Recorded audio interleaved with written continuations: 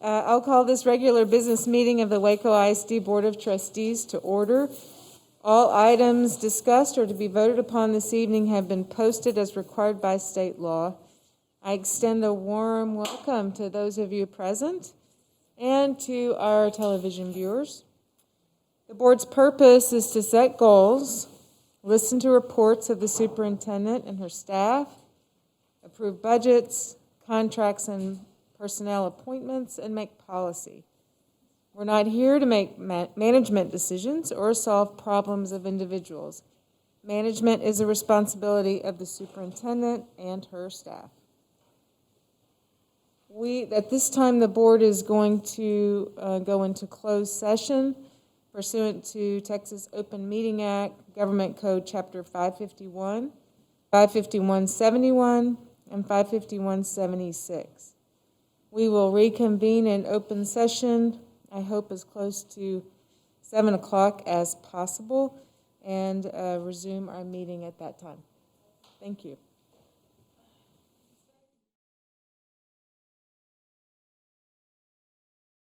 All right, the board will reconvene in open session. We've been in closed session where no action was taken. At this time, if you will pause with me as we take a moment for prayer, contemplation, reflection, or meditation.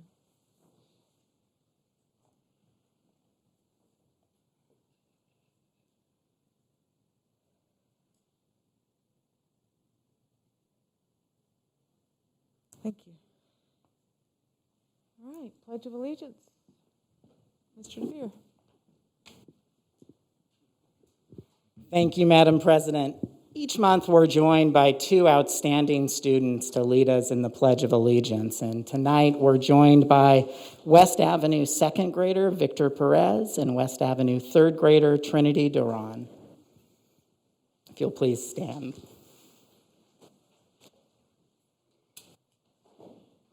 I pledge allegiance Flag of the United States of America and to the republic from which it stands, one nation, under God, indivisible, from liberty and justice for all. Thank you.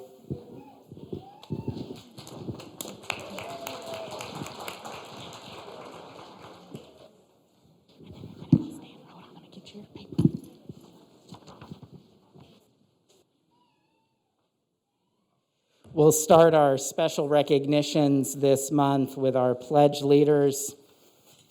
As I mentioned earlier, Victor is a second grader at West Avenue Elementary. His favorite subject is math, and he says that he enjoys soccer, football, video games, and Legos. And Victor's principal says that he is very polite and respectful. He's joined tonight by his parents, Marcela Ibanez Perez and Juan Manuel Perez. If you're here, would you please stand so that we can recognize you as well as your outstanding student?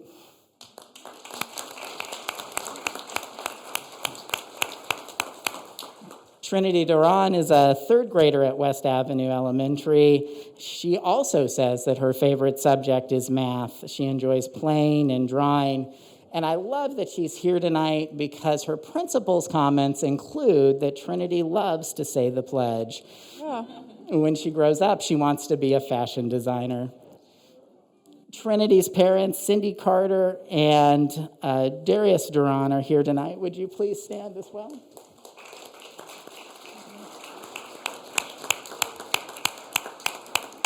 And our principal from West Avenue Elementary, John Weeks, is here as well. Thank you so much for leading us in the pledge this month.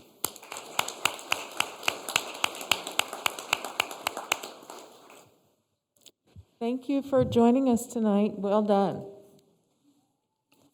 Bells Hill Elementary School has been selected as an Apple Distinguished School for 2021 to 2024. This is the second time that the campus has received this prestigious honor. Bells Hill was first recognized as an Apple Distinguished School from 2018 to 2021. The Apple Distinguished School Program recognizes, quote, centers of leadership and educational excellence that demonstrate Apple's vision for learning with technology. To put it in perspective of just how unique this recognition is, across 32 countries worldwide, there are only 546 schools that are currently recognized as Apple Distinguished Schools. Tonight, joining us, we have Assistant Principal Glenna Jenkins and Instructional Specialist Kayla Thurman. Thank you for leading that work at Bells Hill Elementary.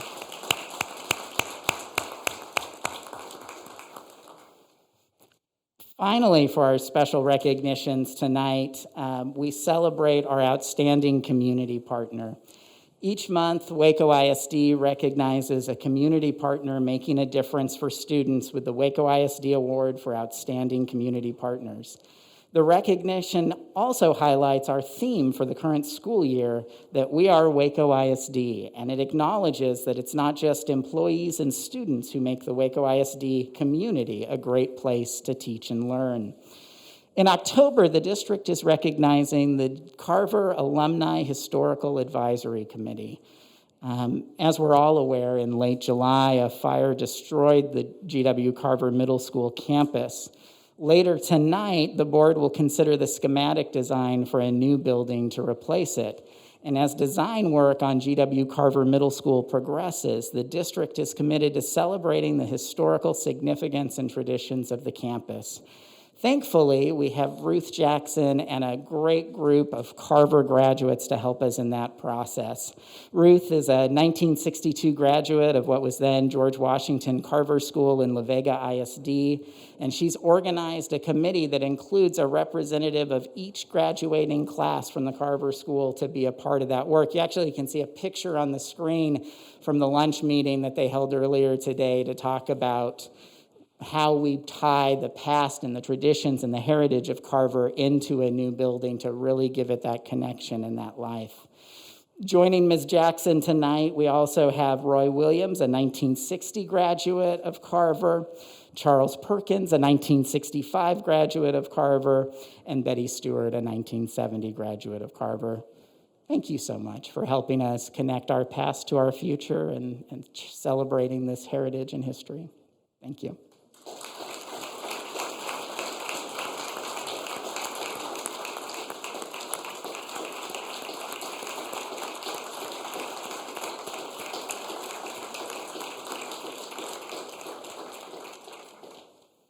And that concludes our special recognitions for October. Thank you. I think inadvertently, Mr. DeBeer skipped over public comments on the agenda item, on agenda items. And so at this time, the board will receive input. Each person who addresses the board will have 3 minutes to speak on their topic.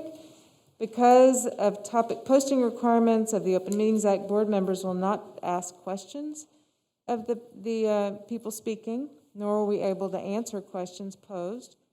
No action can be taken on any issue that's presented during a comment, a public comment, since it is an item, unless it's an item that's already on our agenda. Let's see.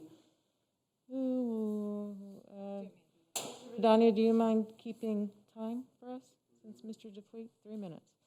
Mr. Dupuy has been our timekeeper for so long, his name is written here, and he's not here tonight. All right, so I don't have any. Where are they? Oh, gosh, excuse me. The purple Post-it right in front of me. Marlon Jones. Welcome.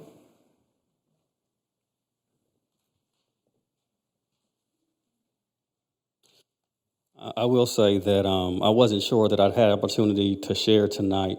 I was here early with my children, and then the hour and a half deliberation really made it difficult. I think it would be good for the board to just think about the reality that while you are deliberating, there are people who are here waiting to share with you, and just considering those who elected you to this position and honoring their time. I think that would be greatly appreciated.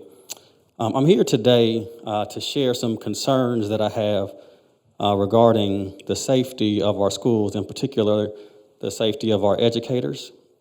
On October 5th, I was able to work with some clergy in the community, as well as some local organizations, to participate in a Motivation Monday to start the next 6 weeks.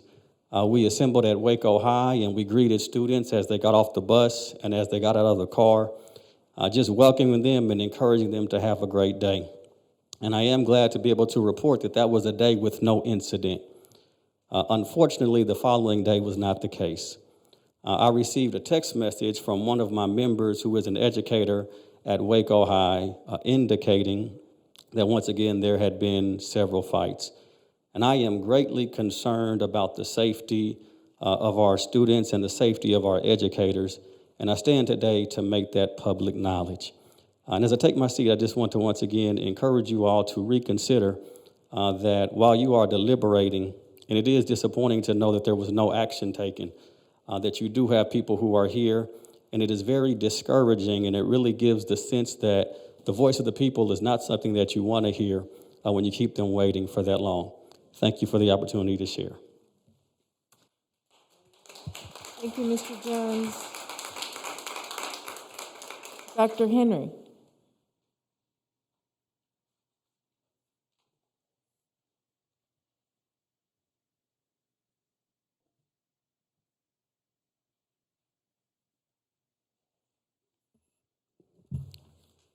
Good evening, Dr. Kincannon and School Board Trustees. Thank you for this opportunity to address you. I stand before you to express my concern for the security, the physical and emotional security of the students, faculty, staff, and administrators in Waco ISD. If students and faculty do not feel physically or mentally safe, we cannot have the positive educational environment our children deserve. The Waco ISD Superintendent and School Board are responsible for responding to the needs of our students. After nearly 2 years of COVID, students are suffering from the loss of loved ones, the loss of years of normal education, and the loss of social contact with their peers and teachers. Our children are traumatized. We do not want students' behavior that stems from loss and trauma to be treated like discipline problems and used to push children into alternative school settings in the criminal justice system. Security guards and police officers are trained to deal with criminals, not with traumatized children. Instead of more security guards and police officers, we want more behavioral specialists and behavioral aides hired. We want students' mental health to be taken seriously and services provided. We want restorative justice to continue to be implemented. We want schools to be safe and secure for students, parents, faculty, staff, and administrators. As a concerned community member, I call upon the superintendent and school board to work together with the community to create a safe and positive environment that is focused on our children's needs and that is conducive to excellent student learning in Waco ISD. Thank you very much. Thank you, Dr. Henry. Hope Garrity.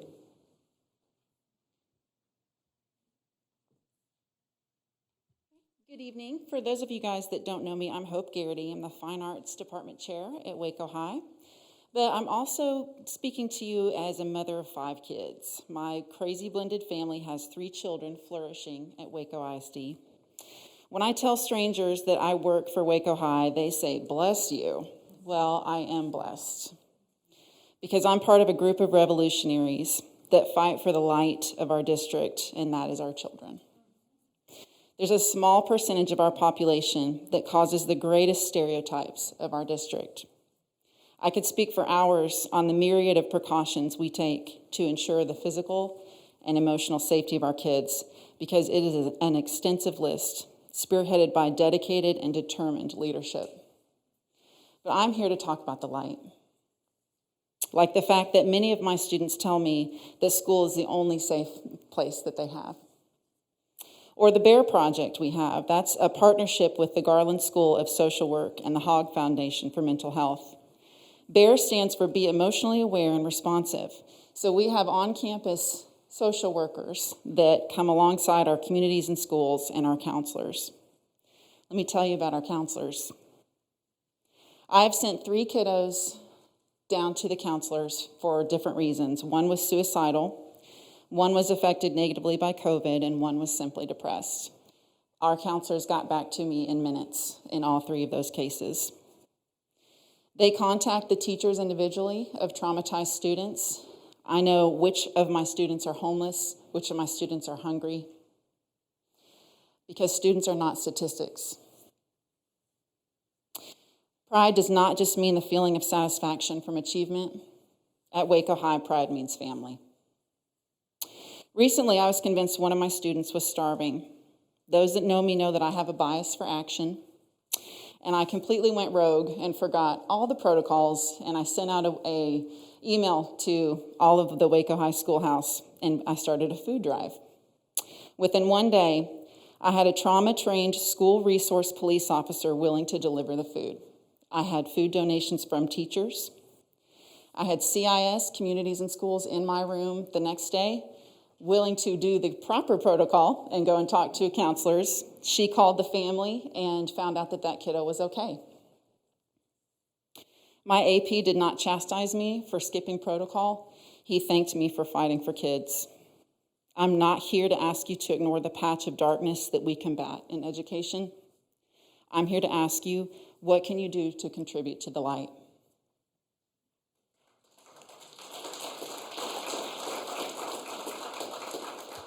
Thank you, Ms. Garrity. Jaja Chen.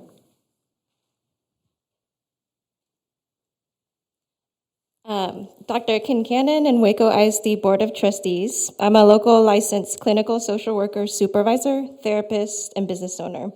I'm here to express my concerns about the rising safety issues within the district, particularly as I've heard about increased use of security guards and police as a way to address discipline concerns among youth on the campuses. As a clinical social worker and therapist specializing in trauma, I am requesting for the board and district to ensure that there is funding and priorities of mental health needs of students. The pandemic has revealed the increased need for trauma-informed, restorative justice-focused care and practices, and this includes hiring more behavior specialists, aides, and school social workers. We need to rely on the expertise of behavior specialists and social workers to address the social emotional needs and behavior challenges, oftentimes more so pointing to trauma and grief responses of students on our campuses. Please ensure these professionals are supported by leadership and receive the training they need to flourish in their positions. We must also work alongside the community to ensure that our students' needs are fully being addressed to create a safe learning environment for all students, teachers, and administration. Thank you. Thank you, Ms. Chen. Hope Mustikim. Good evening. I won't harp on what Marlon pointed out, that it is past my kid's bedtime, and I'm a single mother, and every time we speak about feeling like our board is out of touch, it's confirmed over and over again, and I won't say by every member, but it really, when we talk about safety issues, and I see a lot of head nodding, but I know we're asking for more behavior specialists when we just pulled behavior specialists. And it's this back and forth where we know what works. We know evidence-based practice. We've known restorative justice works. The practices that were put in place by the previous superintendent that worked are being pulled, and police are being pulled in. And a lot of you know that my work is based around criminal justice, immigration reform, just the whole prison pipeline, and it starts in schools. And there's an intersection between all of it, and I'm tired of seeing our kids. The talk is nice, the action is not there. Okay, our kids are seen, like Ms. Hope spoke of, there's a small percentage that contribute. Okay, those kids may be perceived as problematic, but I am not okay with doing whatever we can to get them out of the district so we can build better facilities for kids who don't come from 3 generations of Wacoans who have been failed by Waco ISD. I work in criminal justice. I am tired of seeing my kids that I've known since they were 12 years old killing each other. Our kids go home and spend maybe 2 hours with their parents if their parents are home and not working. We can't blame parents. We can't complain that they're not engaged when, look what we did. Look, if parents, come get engaged and stay and wait for God knows how long. You and your kids are hungry. I know principals who bring pizza on campus and babysitters on campus because they want families on campus. I can't imagine our principals are having to deal with administration above them that don't even do what they are doing. It comes from the top down. Like, we're just tired of it. And you're going to keep hearing from us. It's not going away.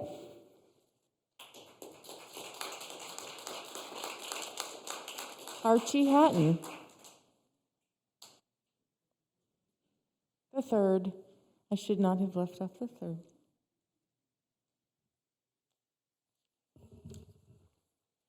Good afternoon, good evening. My name is Archie Lee Haddon III. I'm the retired proud principal of J.H. Hines Elementary School. I retired in 2011 after 33 years of service to Waco ISD and 16 years as an administrator. Our family has roots in Waco ISD. My wife, Lucia, served for 28 years in Waco ISD, and we have 3 children that are graduates of Waco ISD. Currently, I serve as pastor of Trinity AME Church on the corner of Hood and Dunbar, the same neighborhood that I served as principal. We have roots in the community. As such, I stand to speak for those who cannot speak for themselves.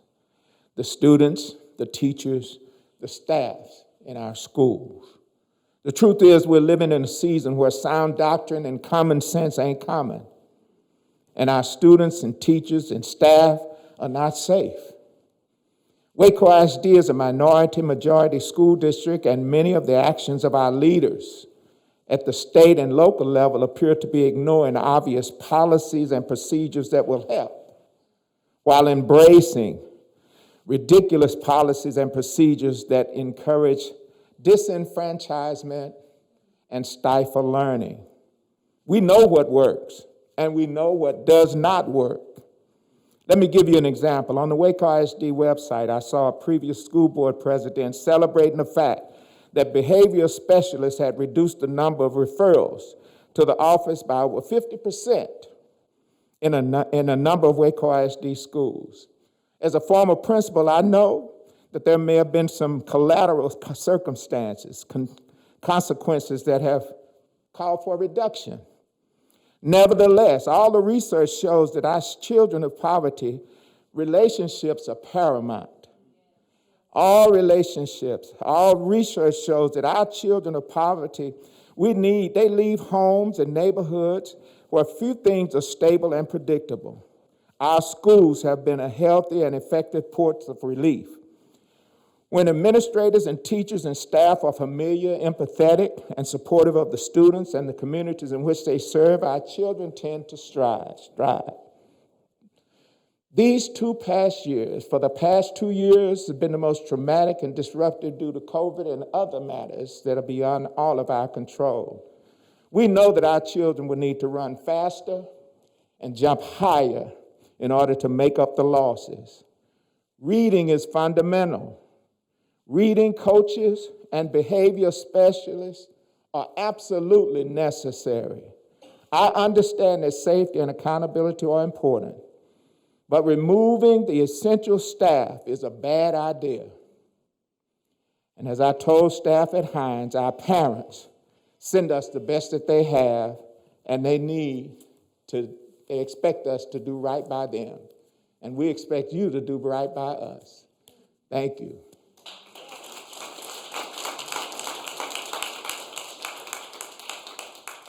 Thank you, Mr. Hatton. Is there anybody else who maybe didn't sign up who would wish to address the board?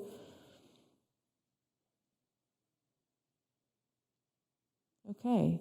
Thank you so much for coming out tonight to share your thoughts with us. We hear you. Apologize for us being a little later than usual. Sometimes it's hard to predict, and we work really hard to get back out here at 7.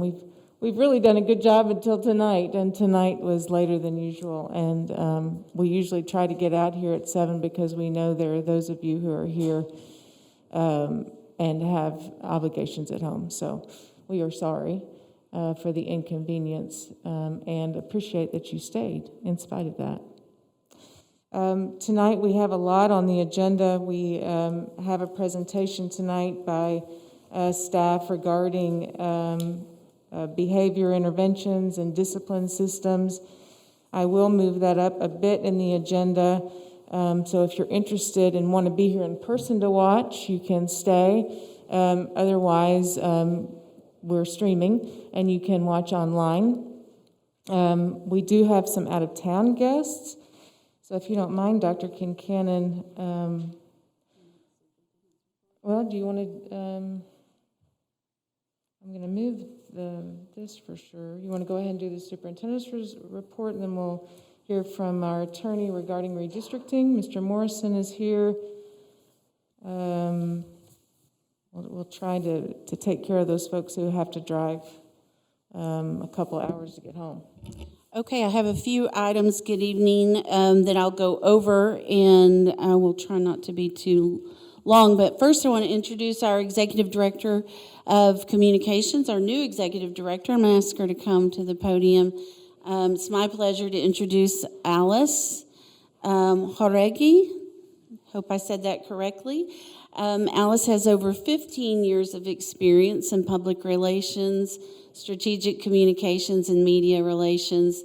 She comes to us from the city of Baytown, where she has served as strategic communications manager. She has a Bachelor of Science in Criminal Justice from Sam Houston State University and a Master's of Arts in Communication from Queen's University in Charlotte, North Carolina. Not only is Alice highly experienced in communications, but she's also fluent in Spanish, which we really appreciate, and we're excited that you bring those skills to this really important position in communications. So thank you for joining us. You're welcome to greet the board and maybe introduce your son. Yes. Board and Dr. Kincannon, this is my son, Grayson Cherokee. I am honored to be chosen for the position, and I'm very eager to get started plugging into the community and serving the district and the community as well. Thank you. Welcome to Waco. Thank you.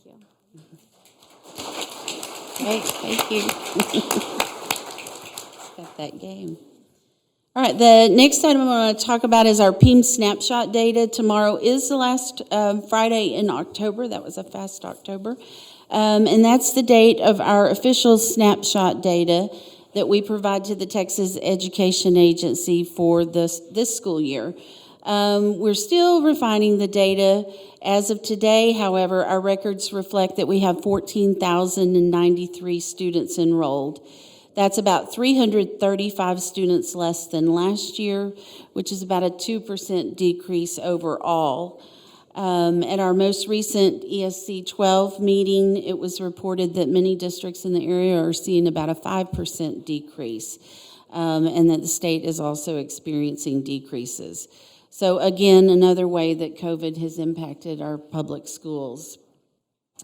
In terms of our student enrollment, 60.75% of our students are Hispanic, 27.85% of our students are African American, 8.45% of our students are white, and 2.43% of our students are coded as 2 or more races.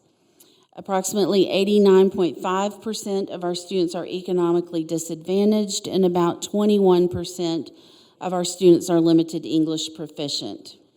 And then 11% of our students are in the special education program, and I'd like to point out that that is up from 8% in 2019. And that was in some intentional work to make sure that we were getting those evaluations completed and taking care of students who needed those services. Tomorrow is also the last day that we will submit our last day to count for our official account for UIL for realignment for next school year. So for Waco High School, we're sitting at 2,054 students, and we currently have 1,774 students at University High School. We don't know what realignment is going to look like this year in terms of the cutoff numbers for classification. During the last realignment process, Waco High School was just barely put into this really hard 6A district. So we don't know where we'll land in February when those classification division numbers come out, but we'd sure like to land in 5A and move out of that district, right, Coach Love? Yes. So we'll keep you posted on that.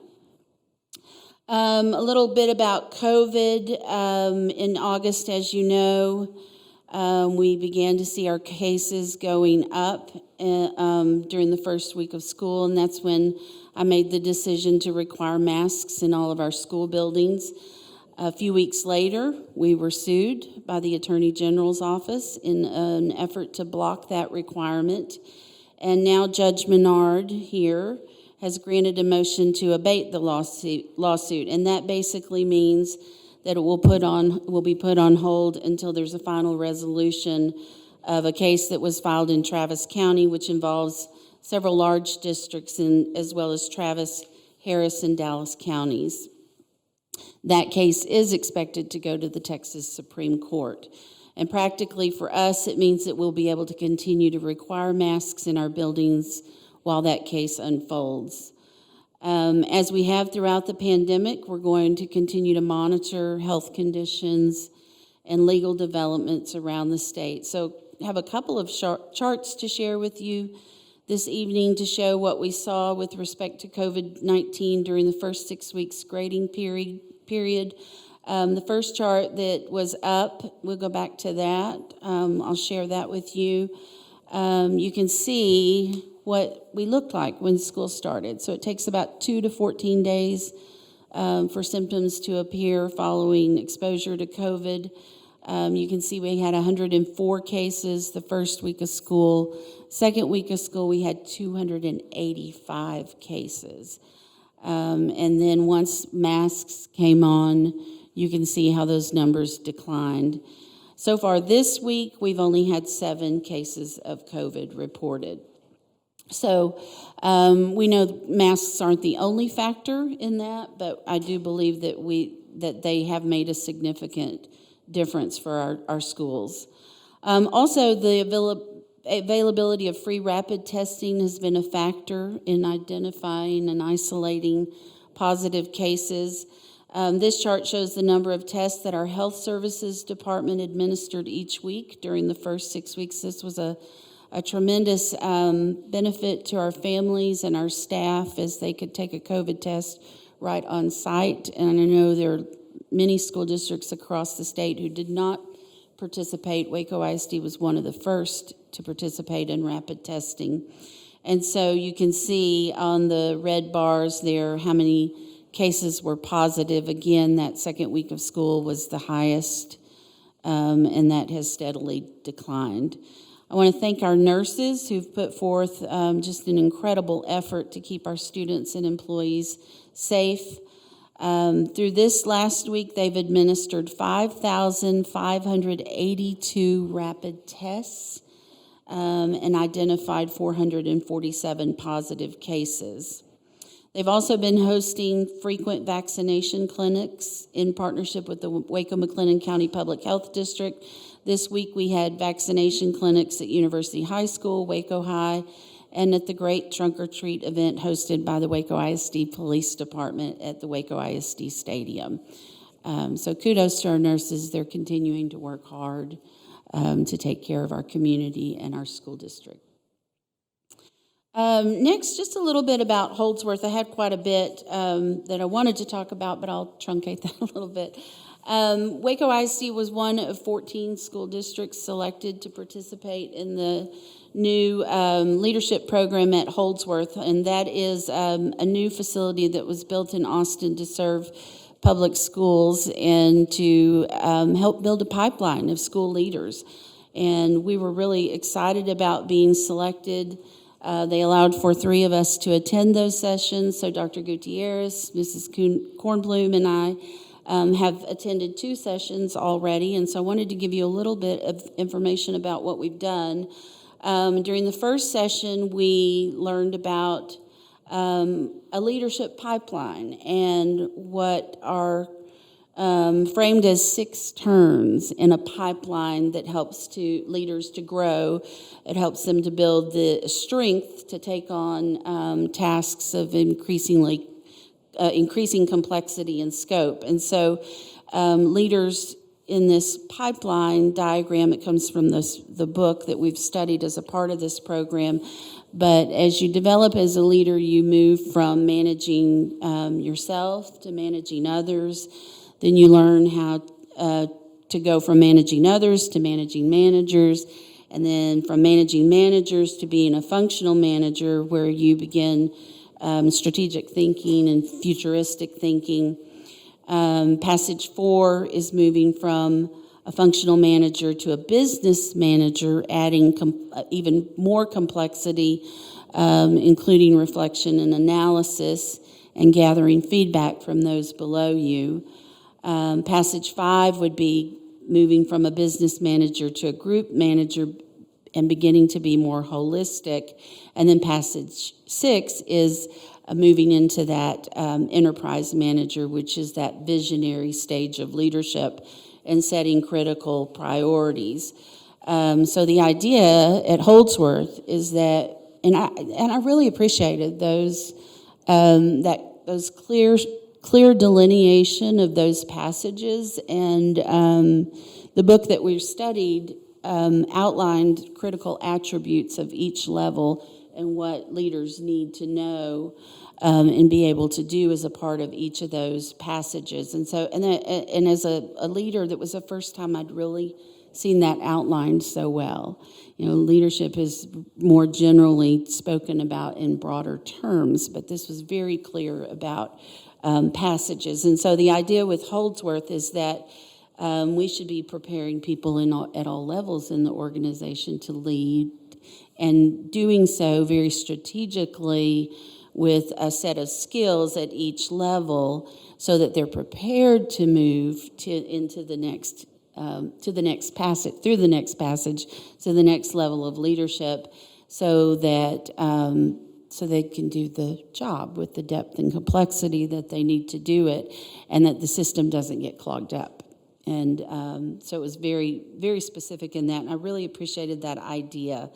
We also heard in our first session from the San Antonio Spurs about their core values and how clearly those were articulated, and how they bring in their employees and their players and what they look for when they're hiring. And then during the last session that we attended, we began to talk about a leadership definition and how important that is for a system. And they outlined 3 reasons that you would want to have this definition, that everyone understands what leadership looks like in the system: to build ownership, to shape your culture, and to align talent systems. I ended up talking about all this anyway because I'm passionate about it. And so we heard from HEB and about their leadership definition and what they do with their employees. And then we spent the rest of our time preparing to launch a task force of Waco ISD employees who will help us develop a leadership definition for Waco ISD. And so Dr. Gutierrez, Ms. Kornblum, and I have been planning for that. We plan to have that first meeting on the afternoon of November the 10th. And we have some 25-ish, Dr. Gutierrez, 27 employees from all different departments who will come in and help us begin to craft that. And then we'll go back to Holdsworth in December, spend some time talking about that process and continuing to refine it into the spring. So really good work, and I was excited to get to participate, and really appreciated the learning that happened. Dr. Gutierrez, do you want to add anything to that, or Mrs. Kornblum? Y'all are good. All right, thank you. Finally, some information about the bond election. As all of you know, Tuesday, Voters in Waco ISD will consider whether or not to authorize the district to issue $355 million in bonds to replace Waco High School, G.W. Carver Middle, Tennyson Middle, and Kendrick Elementary with new schools built in the same locations and to renovate South Waco Elementary. Through the end of the day yesterday, 2,380 people countywide had voted in this election. The last day of early voting is tomorrow, and early vote locations will be open from 7 a.m. to 7 p.m. Election day is Tuesday, and again, polling places will be open from 7 a.m. to 7 p.m. on Tuesday. If you're registered to vote in Waco ISD, you can vote at any polling place in McLennan County. And a list of early voting sites and election day vote centers is on our website at wacoisd.org/vote. We will continue working between now and 7 p.m. on Election Day to share information about the bond proposal. And if you have questions, I would encourage you to visit our website, wacoisd.org/bond. The answers to your questions are probably already there, but if not, you can submit additional questions and we'll answer those for you. That's all I have this evening. Happy to answer any questions. Okay, thank you. Yes, Mr. Davis. First, I would like to say thank you guys for coming to the meeting and bearing with us. I know we were in closed session a while, but we hear you and hopefully we'll move accordingly in the future. First, I would like to say I recently, this week, have received information about the bond that I was not aware of as a board member, and I feel like it's very important that the community is informed. This is not to sway you either one way or another on how you vote, but I feel like we should be informed voters. It's been said several times that if the bond did not pass, we would not be able to rebuild Carver unless we had a bond, which that is true in the sense of the size that we are trying to build Carver at the $70 million mark.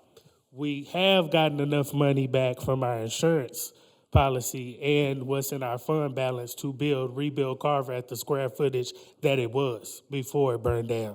And I just think that information is vital for people to know. So we did have the funds to rebuild Carver at the square footage that it was with our insurance money and with the funds allocated in the fund balance. Again, this is not to dissuade you to vote either way. I just feel like the best voter is an informed voter. So that is another option. If the bond doesn't pass and the community would want us to build Carver at the size that it was, that is an option. So I just feel like I didn't understand that as a board member. So I know the community did not understand that. So I just wanted to take this time to make sure we're all informed as we go to the polls. Well, for some clarification, Mr. Davis, we haven't received estimates on what it would cost to build Carver with the only $13 to $15 million that we've received from insurance. So when I spoke to the chief of staff, he informed me that with the funds we're getting back from the insurance money, it might be a small gap, but we would be able to cover that gap with our current fund balance. So there is an option. That is an option. Now, if that's the option that the community wants, it's up to the community. If that's the option the board wants, everybody can go vote and make sure your voices is heard. But I feel like it was a huge part of the community that didn't even know that that was an option that was on the table. So I just wanted to make sure that we all were informed that that is an option that's on the table, whether we choose to do it or not. luckily tonight we have our architects here, so we can ask some questions of them about that, because that is not information that we have been provided as a board about building Carver with money that we can afford to build with a small fraction of the amount that has been estimated to date. So we have our architect here, and we can ask him some questions about that. I just want to clarify, I'm not talking about the Carver that will combine Carver and Indian Springs. We will not get enough money in insurance to build a $74 million school. I'm referring to the Carver Middle School that was there before the fire in July. So at that capacity, we will be able to rebuild at that same capacity. That's what I'm referring to. Once again, estimates have not been provided to the board or I'm not aware of any estimates of a carver, of a different carver, right? So, so just for some clarity, I don't want there to be misinformation and confusions about that, because we do not have that information at this time. And I definitely understand the information is here, though, is what I'm explaining. And that's why I'm bringing it up, because I think it wasn't given to the board. So I understand, because I was shocked when it was told to me. But this is information that I was given to by the administration, so I'm just being transparent, which is what I told you guys I would do when I got on the board. So I'm going to be transparent with that information, because I would want to know it. And I would have wanted to know it sooner, but I recently got this information, so now I'm bringing it to the community. Yes, you can. I just want to say, theoretically, you could, if the insurance proceeds are enough, and we don't have we haven't done any estimating on a building carver exactly back the way it was in its current location. But theoretically, you could use insurance funds and do that. However, our insurance proceeds at this time are estimated at 16 to 17 million, and we don't know if that would completely cover it. That's what our insurance is providing to us. And the administration has not been asked to provide that information. I would like to request it then, because I received that that was the estimate that we had for what we would be getting back from the insurance would be to cover building the carver as it was previously, is the information that I've gotten. So I would appreciate if we can figure that information out, and everybody got it really 2 months ago. But if we can get it now, that would be sufficient too. Mr. Sturziger is here this evening, so we can pose him some questions. I'm pretty sure there's a lot of complexity there that would need to be worked through. Mr. Morrison, are you ready for our public hearing on redistricting? And Ms. Davis, I'm going to keep pushing you down wherever you are. Are you behind the post over there? Where is she? She's behind that post. Okay, Ms. Davis, I know you're not going anywhere, so we'll keep pushing that down. Mr. Morrison, welcome. Good evening. In light of the hour, I will not try to anticipate questions in my talk. I'll get through the talk and then see what the questions are. Let's see. There we go. I'm doing something wrong, obviously.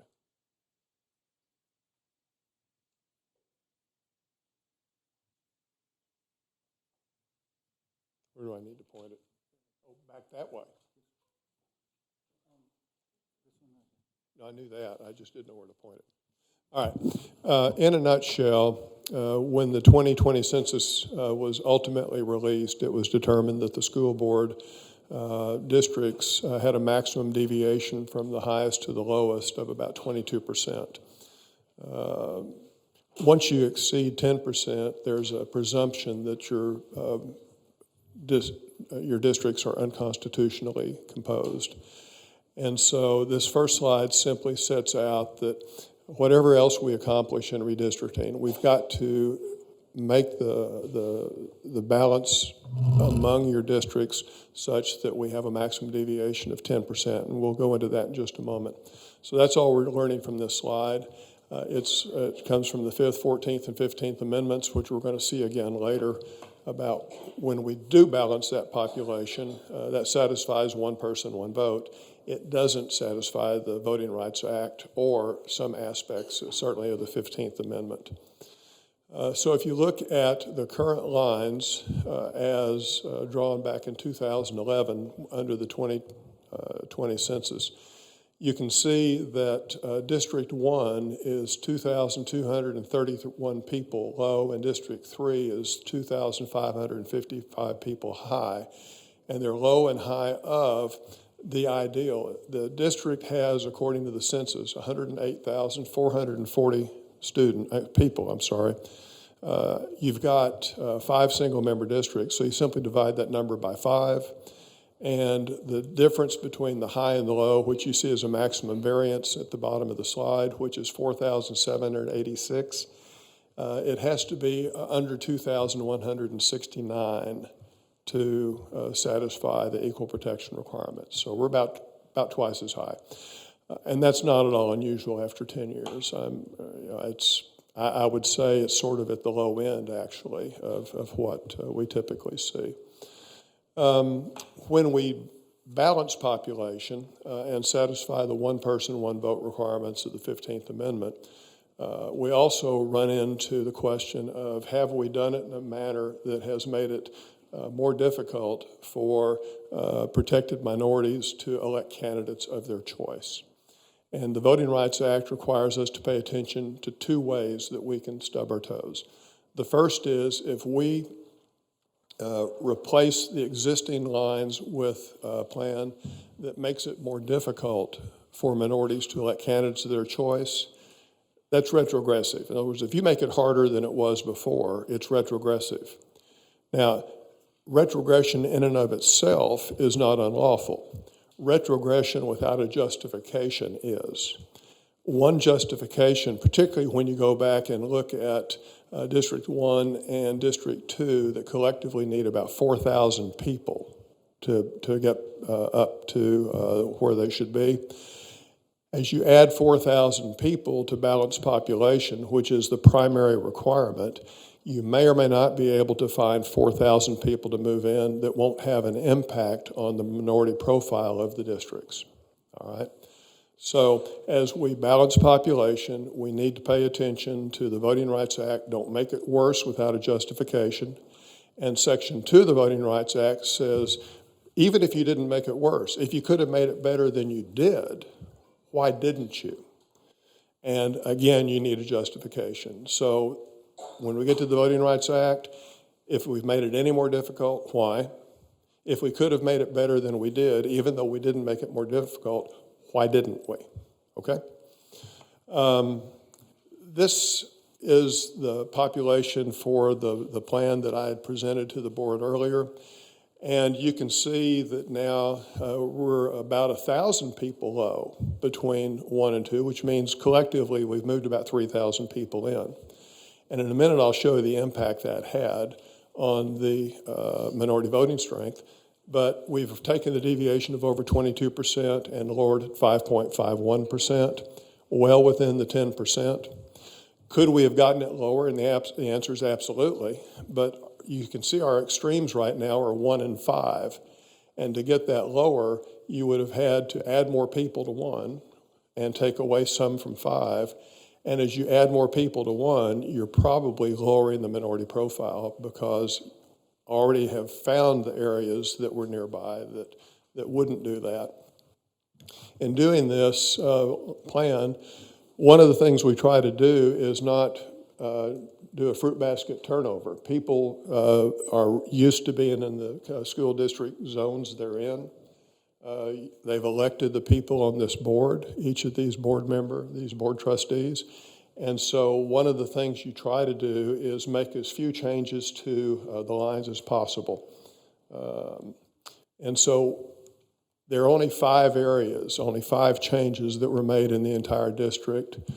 The first is we move this plan would move an area from District 4 to District 2. And you can see there it's bounded by 29th Street, Edna, 25th, and Hillcrest. So move that area. A smaller area from 5 to 4 over Valley Mills and Longfellow Drive. So those are 2 areas that would move, one from 4 to 2 and one from 5 to 4. And you say, well, why are we moving into 4 and then back out of 4? And the answer is because we have to transfer people to districts that are needing them.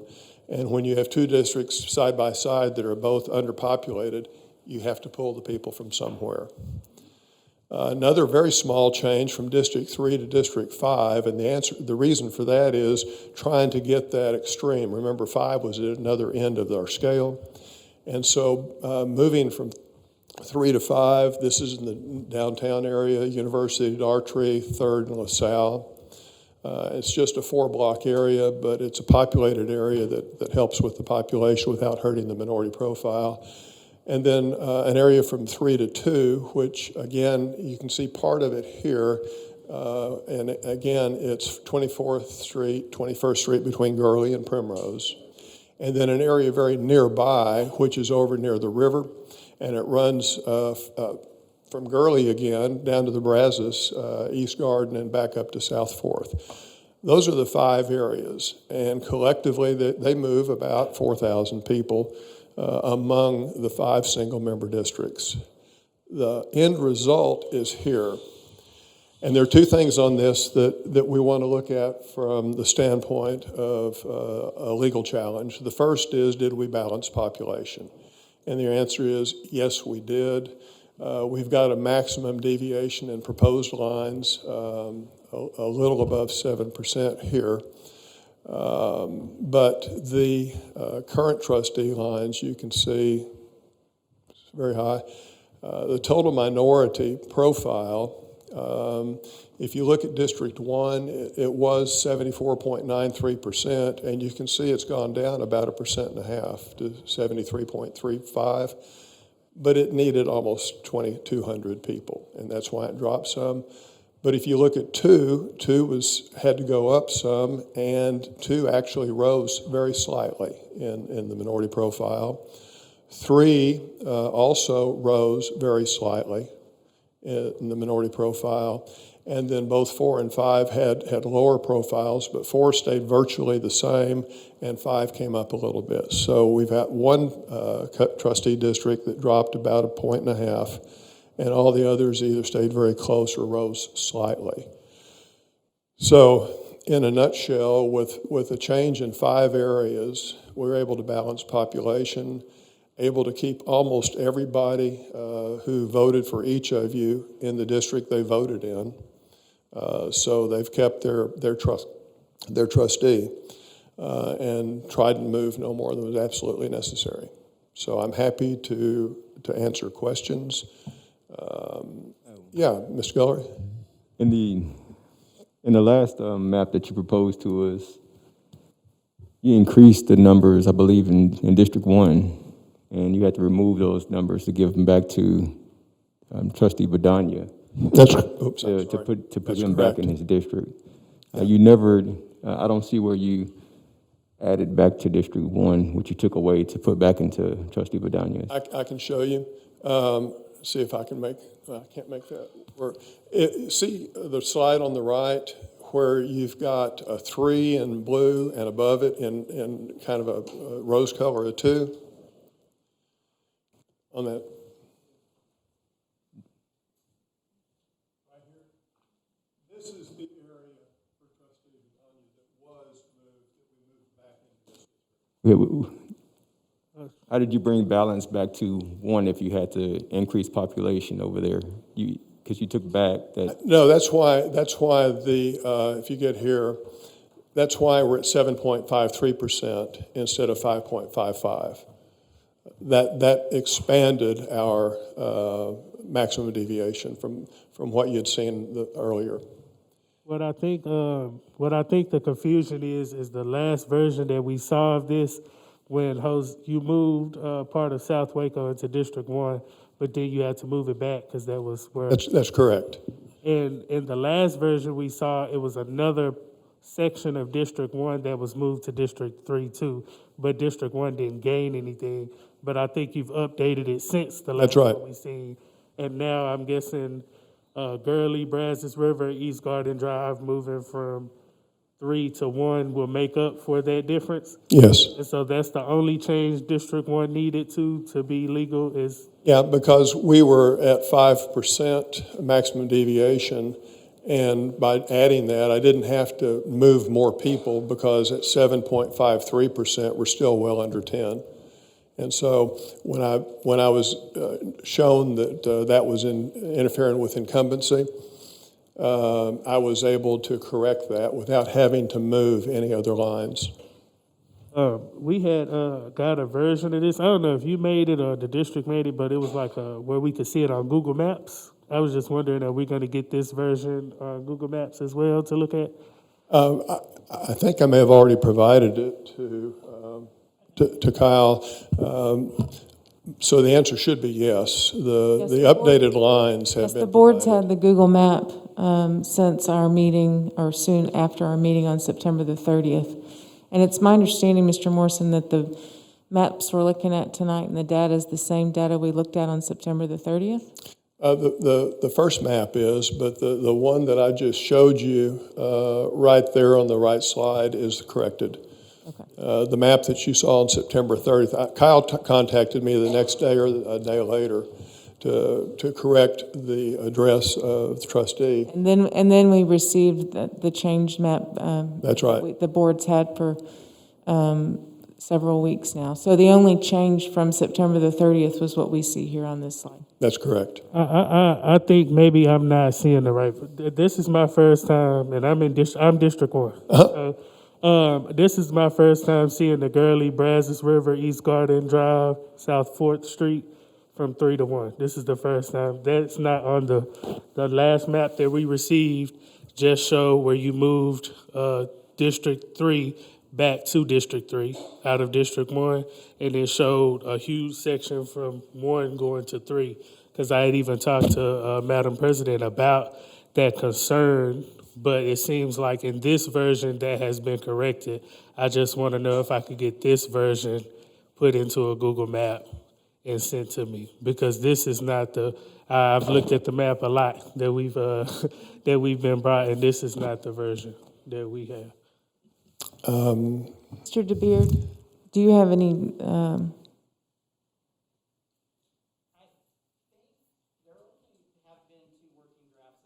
Right, yeah.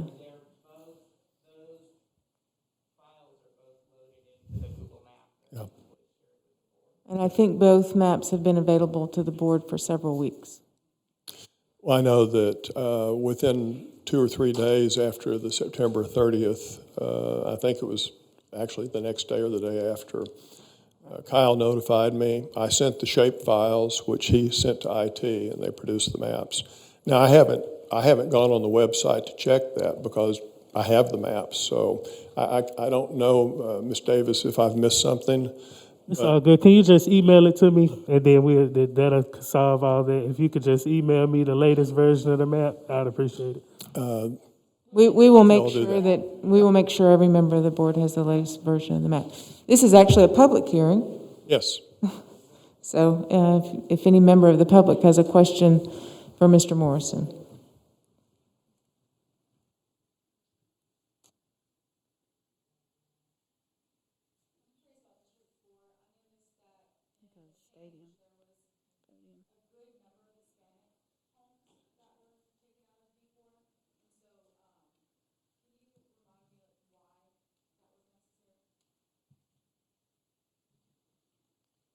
It was, we'd moved some in, taken some out. It was trying to balance the population without reducing the minority profiles in our 3 high minority districts. There are any number of ways that could have been done. That appeared to me to do the least changing in the districts.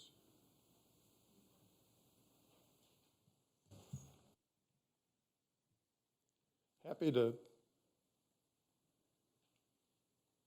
Well. Anybody else? Okay, thank you. What are our next steps? When the boards had the opportunity to consider this set of lines, to decide whether or not you want to see more or if that's satisfactory to you. In my opinion, the lines would withstand a legal challenge. They make as few changes as possible, and I was quite frankly surprised at how the minority profile was able to barely drop in one and either stay the same or rise in all the rest. So. Well, I appreciate your time and your work on behalf of the board. This is the 3rd time that you have presented maps to us, and you have made yourself available to, I think you've provided your cell phone number to members of the board, anybody who has a question. I have emailed you. We communicated via email with Mr. Davis's question a few weeks ago. You promptly responded. So I appreciate your willingness to answer all our questions and continue to work with us to get the best maps that we can. Privileged to work with the board. Oh, yes, sir. Yes, sir. About the, you spoke about the election and possibly the election being delayed if this is delayed. What was the deadline on that? I don't think the election is going to be delayed because the Senate Bill 13 had anticipated the governor not having the statewide plans, the House, the Senate, the Congressional, and the State Board of Education in time to have the regular elections. They have that, and so best knowledge I have right now is there's going to be a March primary, there's going to be a May runoff, and there's going to be a November election. There are a couple of glitches that have to be ironed out by the Secretary of State's office. For example, the county, if it changes any election precincts, the last legal date to do that was October 1st. But since the state didn't get its work done in time, we're going to get an extension on that, but it's probably not going to be announced for another week or so. They're still working on how to make all the pieces fit back in the puzzle. Excellent. But I think the elections are going to go on as we had anticipated initially. Thank you. I could get proven wrong tomorrow, but it looks like that's the way it's going to be right now. Okay. All right. All right, well, thank you very much. Thank you, Professor Morrison. All right, Mr. Sturzinger. You have a couple of items here, one Waco High School, one Carver. Do you mind first addressing the Carver and the issue about, I don't know that you've had a chance to think about it, but just what kind of things the board would need to consider and think about were it to try to build a school significantly smaller? Sure. Yes, thank you. And thank you for bringing your team. Thank you, guys, for all your work. I know that y'all have been working really hard on the design for Waco High School and accelerating your schedule to help us plan for a new Carver. Absolutely. So thank you. We're excited to be here. The team joining me here tonight is Janie Duke. She's an associate principal in the firm, interior designer. We have Casey Nicholson, senior associate architect, and Doug Dawson, associate in the firm, architect. And we've all, the four of us, plus many others, have been working on the projects and moving forward. So we're excited for that. So in terms of the question regarding replacement value, I think there's two parts to consider.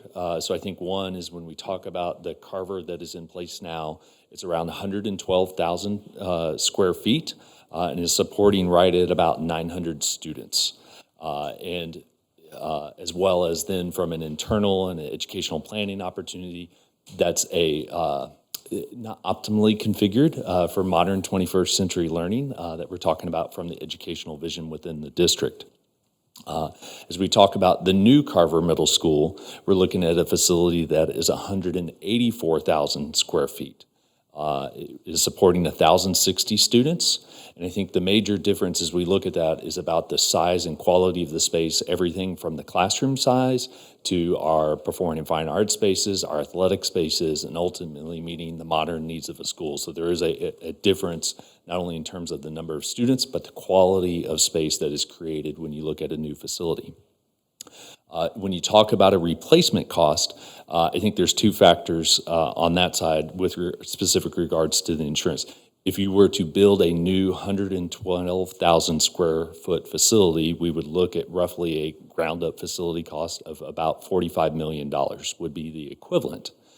The challenge, as I understand, is right now this is getting into the insurance. Kind of a little bit of a hearsay of knowledge, but the building was not a total loss. There are portions of the building that were a total loss. So the value that was damaged was roughly, I'll say, a third, which then creates the parallel of, okay, a replacement 112,000 square foot facility, 45 million. A third of it is a total loss, which results in about the $15 million amount of monies that you're getting from the district. So it seems to add up and make sense from the TASB perspective, and ultimately, you could not go back and rebuild the whole thing. You could potentially rebuild the damaged portion, but again, that doesn't align with the goals the district has from an educational vision standpoint. You wouldn't go rebuild Carver as it stands today. I appreciate the information, and I definitely understand that building Carver at the size that it was not the vision, the district's vision. I definitely understand the purpose of us wanting to build a larger school there. I just felt like people needed to understand that it was an option to repair the part that burned down and build the part that burned down and repair the part that was damaged.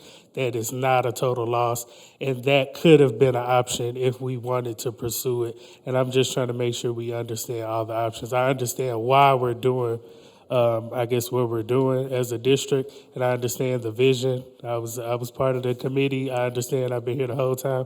I just think we didn't understand that option that I was discussing was an option.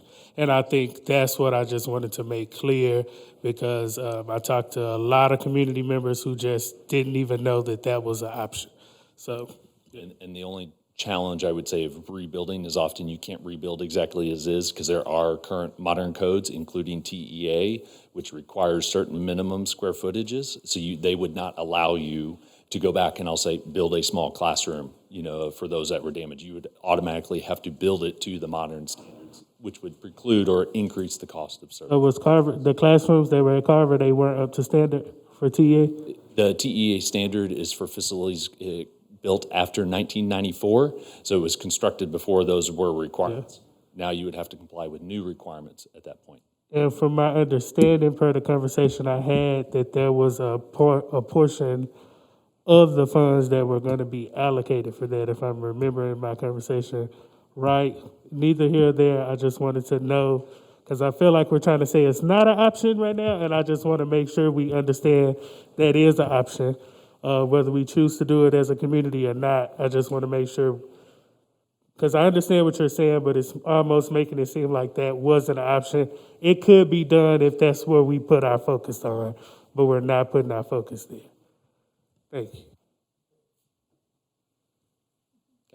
Okay, so I don't know if you want to, I don't want to mess you up too much by switching things. You want to go ahead with Waco High School? Sure, we'd love to. And I believe we have a PowerPoint presentation for each of these, if we could. So tonight, we're presenting a design development update for Waco High School. So it is a very exciting time here as we move forward of design development becomes that second phase within the design process, where we've kind of looked at the big elements within the design and starting to work into the small elements. So the key kind of thing is, instead of thinking about globally as the entire building, we're starting to look inside the rooms and really start making those spaces work for our teachers, for our students, and how do we create that best environment kind of more at the micro scale moving forward. That, of course, starts with the site. We are continuing to work through that process right now of working with the city, working with the county. So with the approval of the board within the last couple months, we are moving forward with the closure of 42nd Street. So those are starting to work through the city process. There's 6 or 7 steps from the Planning Commission up to City Council and ultimately to approval on that side, as well as we're keeping tabs with the district on ultimately the closure or the swap, finishing the swap process with Lake Air Little League, ultimately working towards that August 1 start date, that everybody makes the move and everybody's happy with the progress moving forward. As I mentioned, as you look at the plan, we're working in that design development phase, so we're really engaging the consultants deeply. So while these diagrams look the same, which they should at this point, you'll notice that there are small little elements as we move forward, really diving into, and you're going to get some exciting images at the inside. But what the building looks like, how it functions in terms of furniture, space, transparency, and design. We've started looking at the courtyard, engaging consultants to be able to work through grading, utility, location, and routing. It's starting to develop the blueprints that will ultimately form the basis of the guaranteed maximum price. Last time you got to see the great images. We're still looking at a great facility moving forward from an exterior design. But the other element that we're working through here in this process, and Braylon is here with Rogers O'Brien, and we have been working with them as construction manager at risk of really starting to talk about the constructability, the phasing, and the system selection through the process. So we've been working with his team, meeting every 2 weeks, talking about the details within the design. They actually took our schematic design documents and went to the market, got pricing information, and working within that. So within the, we were estimating the total project cost at $157 million. Right now, their initial estimate came in just a touch over $142 million for construction costs. So those two aren't quite apples to apples, but ultimately, we want to say is that's within budget. So that's a great thing from that side. So we're tracking as we move forward with what was planned, which is what we want to have happen, and ultimately looking to move forward within the bond program. So you'll see there on the left is when we talk about the probable estimate cost, those are all the things that go into the building. So construction costs, furniture, we talked about during the bond planning process. As we move forward, we do want to go inside the building today, and Jane has been doing a lot of work with the campus and community. I'm going to let her talk about the interior design of the high school. Thank you guys for having me. Over the last few months, we have had a lot of really wonderful meetings with district staff, with staff at the high school, user group meetings, getting input and feedback, not only on the nuts and bolts of things, but also listening for that deeper impact of what is a successful Waco high school. How is that different from another high school? We do a lot of exercises to kind of come to these conclusions and pull out this thought and conversation. Sometimes there's simple things like the sticky note exercise of what's the top priority of this school? We're said and done, and what is that? And things that come out of this, some common threads that were pulled out, are a space that's inspiring, a space that students can be proud of, space that facilitates the educational paradigm set forth by Waco ISD, and then a space that honors the history while preparing students for the future. So this real common thread of coming back to the core tenets of what Waco ISD has deemed as important for education, and this overall theme of this past, present, and future, honoring the past, recognizing and preparing them in the present so they can go forward in the future. We do school tours to kind of get an idea of what this might look like, what it looks like for other campuses, so you can pull that into yours. And then we do some just visioning exercises as well. So all of that comes back to this lion pride. And so we talked about personal responsibility, respect, integrity, determination, and excellence. And what does a building design have to do with that? And how can the building design implement personal responsibility and encourage that for staff and students? So we're going to look at some images as we come in and talk about those items.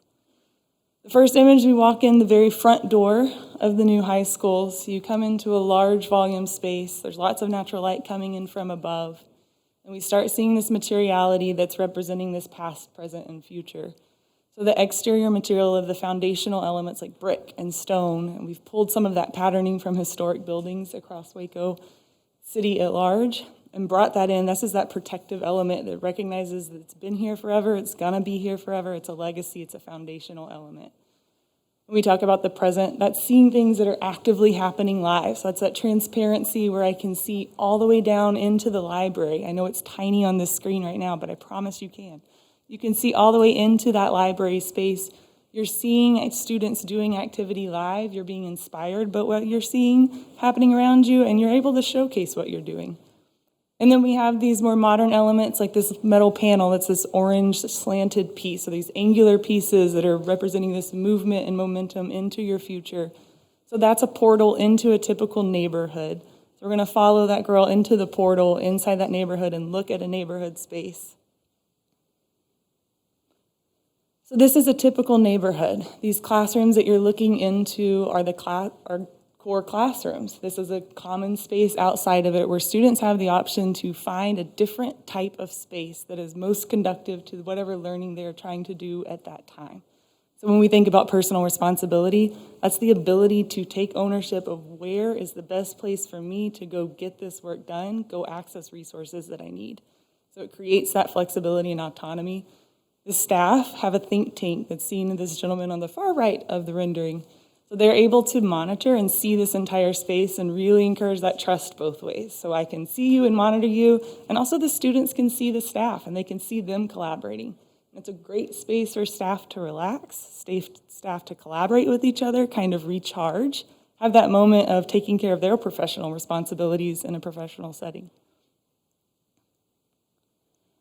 So going to the opposite end of the building, this is the main student entrance. So the student parking lot is on the opposite side of that building. So they're going to walk in And this is where we see those activities on display. So we walk straight in, we see athletics to the right. To the left is our fine arts. We don't like glazing into fine arts, but we do have digital screens that will showcase what's happening there. You can really start learning the programs that are offered and available at Waco High and start aspiring to accomplish those things. Set your sights on them. As you move down this corridor, you see culinary on display right on the main thoroughfare. You see the rest of the CTE spaces that have great street presence on that main street. We're calling that Lions Way. We're going to follow that hall down and go stand next to the library. So here we're standing, the library is to our left. This is a porch area and a shared large common space. This is where all of the program elements come together. So when we think about respect, we think about awareness. We think about that ability to be able to comfort and take care of each other, and this is where they all come together. All of our program spaces meet up. You can, again, find your variety of the best type of space. So we have places that are elevated, places that are a couple of steps down, so you can inhabit different zones, different types of acoustic and volume. We're going to walk towards the glass. This is one of the stairwells that connects us to the rest of the outside. So this stairwell goes down. The Learning Commons area is 2-story, if we remember. You walk in on the upper level and you go down to the lower level. And it's all surrounding this center shared courtyard space. So you can access that courtyard through the doors that you see on the left and also down the stairs to the doors that you see on the right. And the earth outside also terraces at that same rate. So you can have these moments of being able to perch and see beyond. There's a wonderful, directly outside of these doors to the left is the art classrooms that have this wonderful opportunity to showcase out into that courtyard space. Students can see that product happening. Oh, she's here, so I wanted to. Lots of great opportunities for students to do this. We're going to turn around and go back into that library that we were right next to. And inside of the libraries host so many functions, so lots of variety and flexibility in this space. So we're standing kind of in the central spot. The doors to our right lead out into that courtyard, so direct access out there. There's small group rooms in the back that you can see through the glass, so lots of opportunity for students to find that quiet moment. There's a screen on the left in the center, so the larger group of students could come together for a presentation. And then that glass that we see on the left side is the Digital Learning Center that can open up into the library, so it becomes one contiguous space, offering a lot of flexibility and variety from one moment to the next, as we've heard that this library wants to be used that way. And with that, are there any questions on Waco High?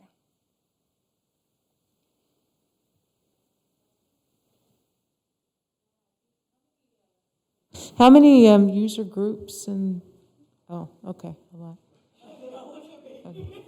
I can name them.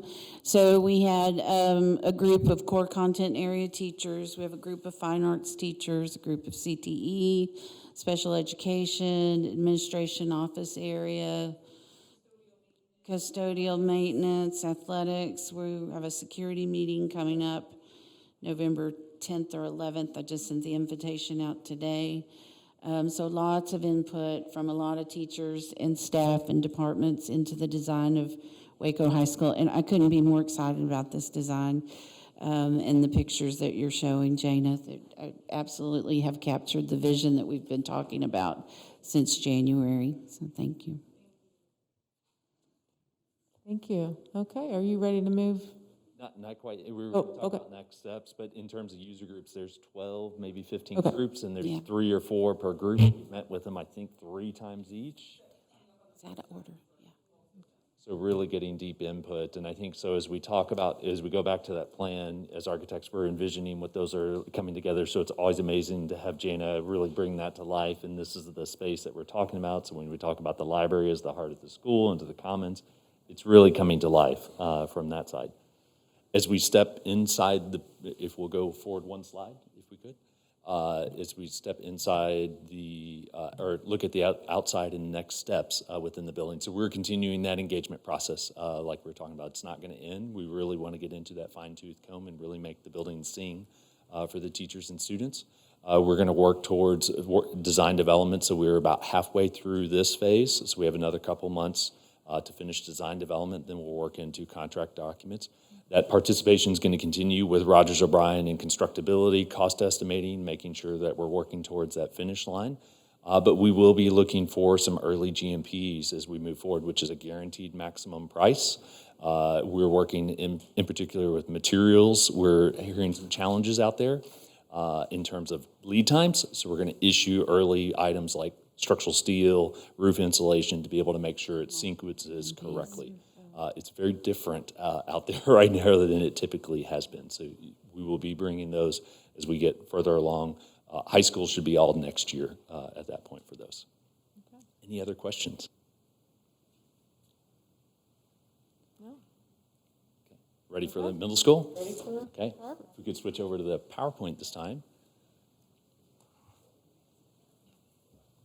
So on the middle school project, we have started into schematic design within this project. So very similar in process. Casey will talk to you about the day-to-day, but we are wrapping up schematic design. So we're bringing that here for you to see today to be able to talk about the engagement, the process, and ultimately get a vision for what replacement Carver Middle School will look like. You will see in one of the slides that we do have the Tennyson Middle School site on the slide. We are kind of test fitting that at the same time, just trying to understand that balance between the two. So not only has Dr. Carrier participated, but as well Mr. Rambo from Tennyson campus has been participating along with their teachers. So we're really looking at this not in the Carver microcosm, but really how are we supporting Waco ISD across the district to make sure that we're having equity? One of those great words that we heard throughout the process. But I'm going to turn it over to Casey and Doug, who are going to lead you through the process and the design on this one. Thank you all for having us tonight. So we're going to switch a little bit to middle school, and we'll go over what we've been up to so far and go over the schematic design and, of course, take any questions at any point. And so similar to the high school process, we've met with so many groups. It's been incredibly impactful and helpful. And as Jared mentioned, part of that process, this is for the Carver site. But what we learned during the bond planning and in all the community meetings is we really need to look at things holistically across the district. We talk a lot about equity and equality. And so you'll notice the student population for Carver is exactly the same as the population or the capacity at Chavez Middle School, and that'll be exactly the same as the Tennyson replacement school. And so as we're developing these programs, we're meeting with representatives from all campus. Carver is going to be lucky enough to be first out the gate.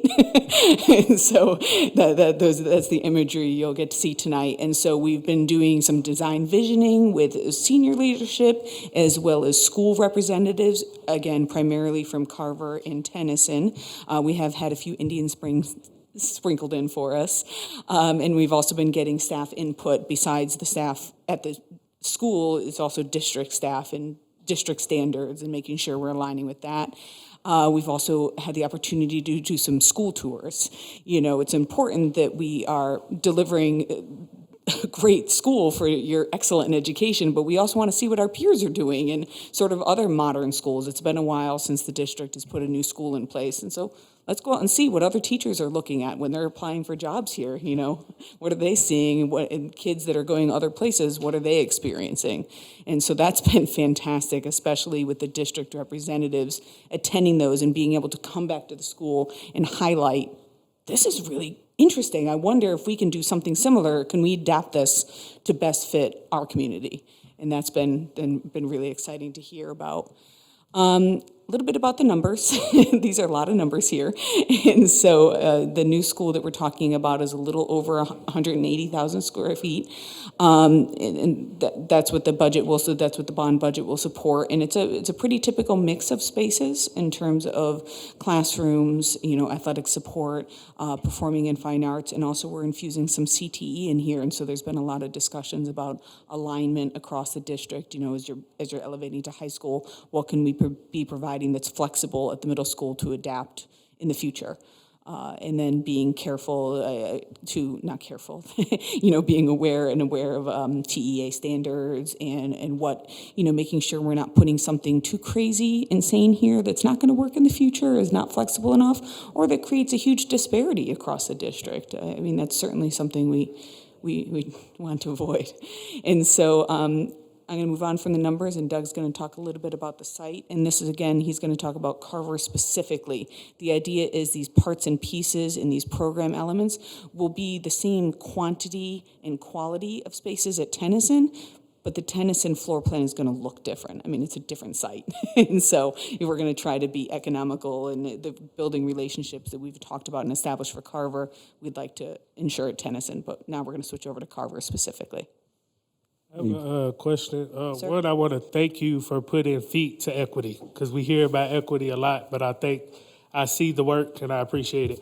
I think my question would be, you said it was Indian Springs people kind of sprinkled in, but that kind of concerns me because I think if they do merge in this new school, I want the Indian Springs staff to feel like they played a role in it too. So I think that would be my only question is, like, why aren't they at the table, I guess, or what can we do? Maybe, I know they've had a couple admin changes, maybe an AP from the Indian Springs side or a behavior specialist from the Indian Springs. Yeah, and so we've had, you know, at each of the, as Dr. Kincaid mentioned, we've got the core curriculum, we've got the SPED, we've got at least an Indian Spring at each one.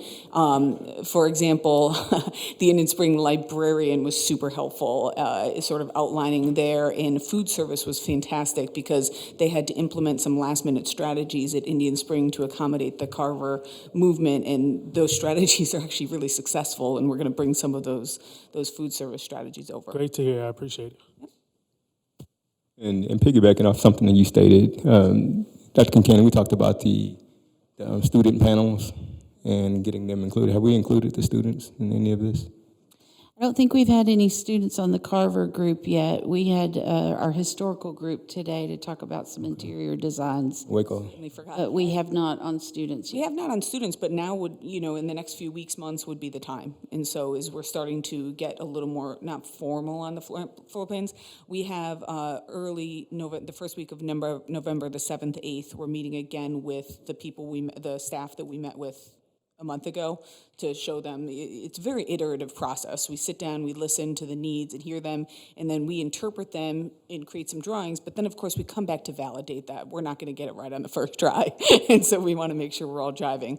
So pretty soon we can certainly establish a group or some sort of open forum to introduce it and review. Excellent. I think that'd be great.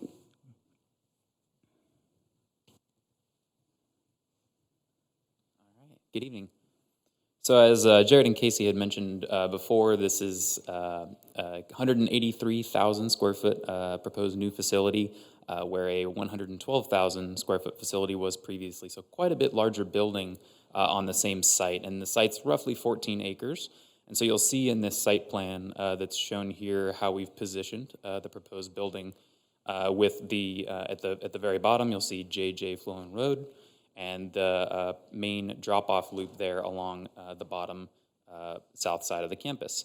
The red triangle represents the new main entry, so again, still keeping that presence on the main road there, but really increasing that drop-off loop to have as much queuing opportunity for parents and providing them enough space to drop their students off safely in the morning.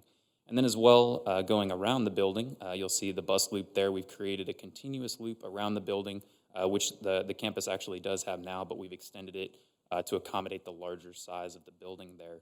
And that also provides a little bit of a distance between the new track and field, which is an 8-lane competition-sized track.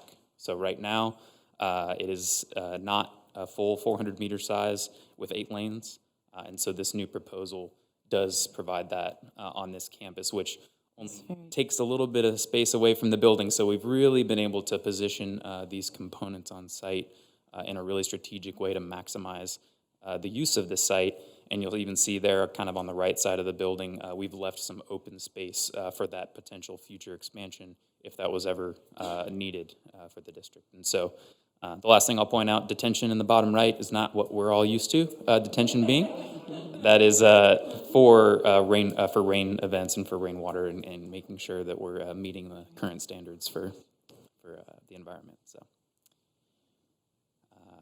I appreciate it. I could see everybody's face in the room. They were like, detention. So I'm glad you brought that up. Not the educational version of detention. And so again, talking about the floor plan and some of the things that Casey had mentioned when we went on the school tours, we saw some really great examples of 21st century learning planning in action at some of those campuses. And we've listened to the groups and really worked, as Casey said, iteratively in this design process to really bring a lot of these components into the plan. And so, again, the red triangle there at the bottom of the screen indicating your main entry. And so as soon as you step into this facility, that dining commons you see in the yellow, that is your main cafeteria that has the stage towards the back. So as soon as you walk in, you have a great view of this nice big open dining commons, brings in lots of natural light from both the main entry as well as on the north side here, which actually opens up into an outdoor courtyard. And so in the past 2 years, outdoor space has become even more critical. Making sure we're providing that here at the new campus is definitely something we considered early on. You'll see to the right of the dining commons the library, and so that, again, really serving as the heart of the campus. So when you step into the main entry, you've got lots of these shared spaces, also great spaces that open up to the community. The competition gym and the library being right there towards the front, really offering great access for students and staff and visitors. So the bottom right portion of the building that you see primarily in the different shades of blue, that's your core academic wing. So you've got your 6th, 7th, and 8th grade neighborhoods, as well as your CTE program and special education wing. So that's all a 2-story portion of the building. And so that little diagram up at the top says upper floor, that's your 2-story portion. So in concept, you could think kind of 6th grade on the first floor there, and then 7th and 8th mirrored on the top, having the similar classroom neighborhoods. As we go kind of west and up the building, the red box in the bottom corner, that's your admin. So you have your secure entry vestibule there as you step through. That has all your normal admin functions, conference rooms, break room, mail room, all that good stuff. Your kitchen to support the dining commons right there at the front. And then as you get up to the top, you have the green and purple areas. That's your performing and fine arts and your athletics. And so your competition gym, again, very accessible from both the dining commons, but also has great outdoor access for those after-hours events. And then you'll see the art classrooms there on the right next to your theater classrooms. They have access to the courtyard. And then as we move north, we have all the performing and fine arts spaces, your band hall, your choir, and then, of course, your weight room and your locker rooms there to support the athletics. And those actually have direct access to where the track and field are. So really good proportional and adjacency ideas here on such a tight site. It's been able to work really successfully. So we have a video similar to what we've shown in the past. This is for the proposed new exterior design of Carver Middle School. And so this would be the view of that parent drop-off loop as you come in off of J.J. Fluellen Road. This is looking at that 2-story classroom wing that we saw. And so maximizing opportunities for natural light in those classrooms, but also understanding that's, the west side of the building. You don't want a big wall of glass. You're going to get a lot of sun exposure, so we're going to balance that. And then as we come around to the front, you'll see we've identified that with a nice big overhang, getting the name of the school out towards the front and creating a presence along the main road that really also is inviting and welcoming. That's one of the things we heard is, how do we make this a 21st century building that's also very inviting and open? And as we approach the main entry, you'll see all that glass that I was talking about that helps, spill all that natural light into the commons there.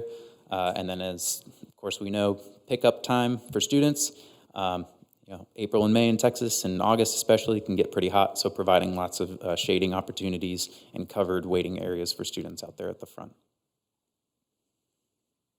And so again, just some still images there of the exterior design. And I think that was pretty much, is there one more? And I guess Jared's going to talk about next steps. So very similar to where we were last month with Waco High School.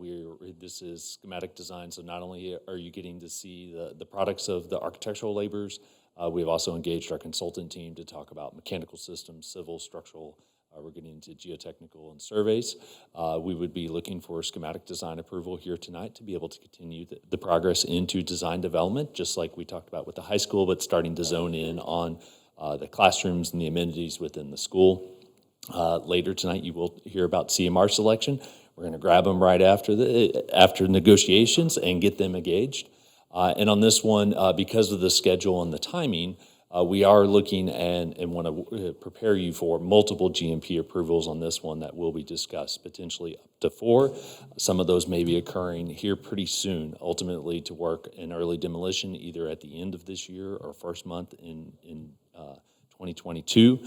But again, those structural steel, other long lead items like roofing that would come shortly thereafter, civil and site construction, and balance of projects. So we're moving as quick as we can, helping the contractor move as quick as we can, because we know that school's going to come the fall of '23, and we want to have the doors open and ready for the Carver students and the Indian Springs students.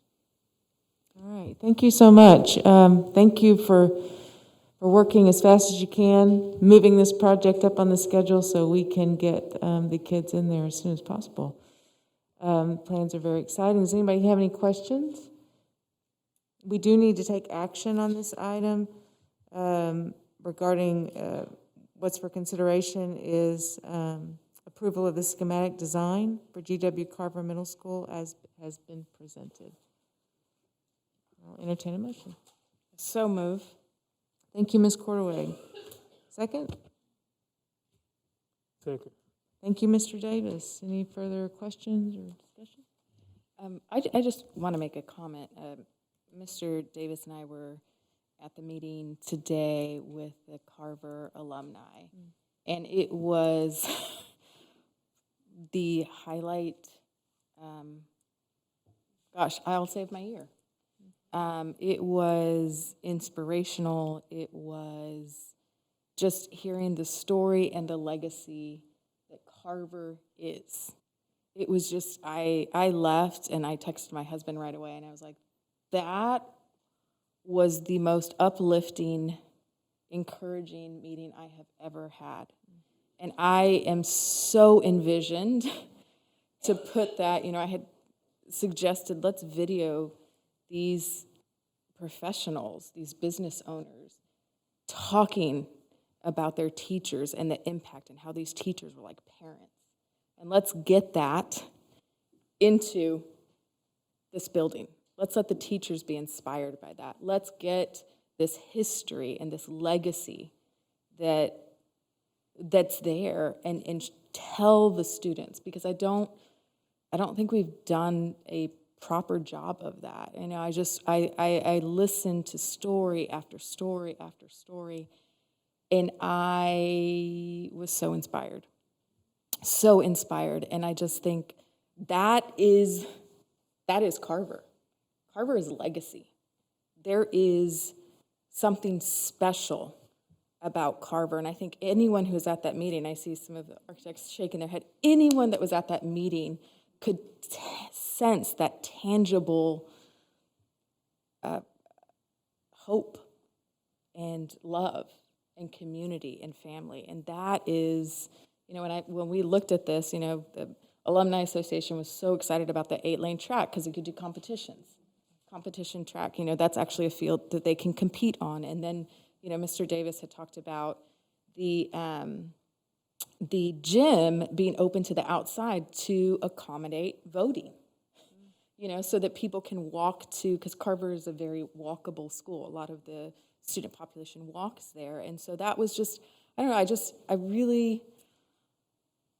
left that meeting and I thought, we have got to communicate the legacy that our kids in our district have that might not be aware of it. And when I saw that building, I thought, yes. But, obviously the voters are going to vote, but I really, regardless of what happens, I think we've got to capture that history, regardless of how it was the most inspirational, uplifting meeting, and I was so encouraged by it, and I have never laughed more in my life. They are a hoot. They are a hoot. I was just thinking, I want to be adopted by you guys because I just want to hang around y'all. I mean, they were tight. They were a family, and I think that's what Carver is. Carver is a family, and I think that's what we want to communicate, and we want to see that infused again in our students and in our teachers and in our faculty. I'll just piggyback off what Trustee Quarterwig said. It was a great meeting with the Carver Alumni Historical Association. I'm not sure what their name is, the Carver Alumni today. It was great. Had a great time, and I think the most important thing taken from there was just how important Carver's legacy was. I heard a lot of great things today. I didn't hear anything about the building. Nobody told me their science room was the best classroom ever, but what they talked about their educators. They talked about how they were in first grade and they went all the way and graduated through high school with J.J. Fluellen, who was their principal the whole time. It was classes that were 5 and 6 years apart, but they could laugh about the same teachers. So I think the dedication to our students and the community is the legacy of Carver. So regardless of what happens in the bond, I think, Trustee Quarterwig said, we have to bring a emphasis back on that community and the dedication to our students here. And that's what we're going to need from our teachers. That's what we're going to need from the community.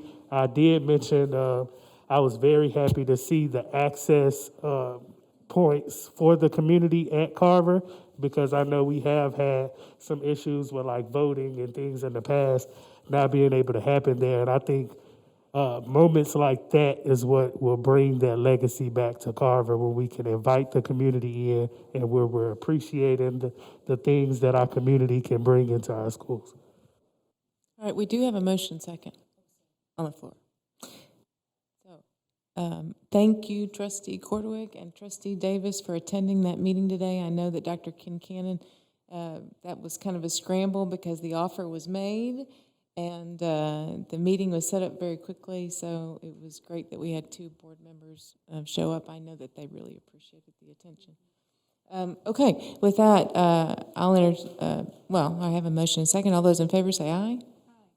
Aye. Any opposed? Okay, hearing none, passes unanimously. Thank you, Mr. Sturzinger. Now let's get your construction manager at risk on board. Dr. Kincannon. Okay, so we have conducted interviews of 2 contractors who bid on GW Carver. And tonight we are asking you to approve the rankings for the CMA construction manager at risk for the replacement of GW Carver Middle School, and authorize us to authorize the superintendent to negotiate and execute a contract. And we're going to start with the highest ranked proposer, which is Core Construction. And we do have representatives from Core here this evening. I believe Dr. Mueller is here as well. You guys come on up. Our decision to go with Core was based on the confidence that they gave us in meeting the aggressive schedule of building this school. So Mr. Sturzinger mentioned that construction would start in February. However, we'll need to demolish and manage the hazardous materials from the fire, and we'll need to do that pretty quickly. And so Core Construction gave us great confidence that they could manage this project and could meet our timeline. Let Dr. Mueller introduce a representative from Core. Madam President, board members, and Dr. Kincannon, as a way of introduction to Core Construction, who is our top-ranked proposer, Core Construction has a national presence. They also do extensive work throughout the state of Texas. They also have extensive experience as CMARC, construction manager at risk, and in the K-12 environment. I will tell you that, as Dr. Kincannon has indicated, they gave us great confidence. Carver presents some unique challenges. It has a very aggressive schedule. The intent is to finish the construction by early summer of 2023 so that everything can be moved in and everything ready for students come the fall of 2023. So that is very aggressive, and Core Construction gave us great confidence in not only being able to meet the budget that has been established, but also meet the timeline that has been established. I will tell you that CORE brings a very strong team, and with that, I'm going to introduce Gary Annison, the Vice President for CORE Construction.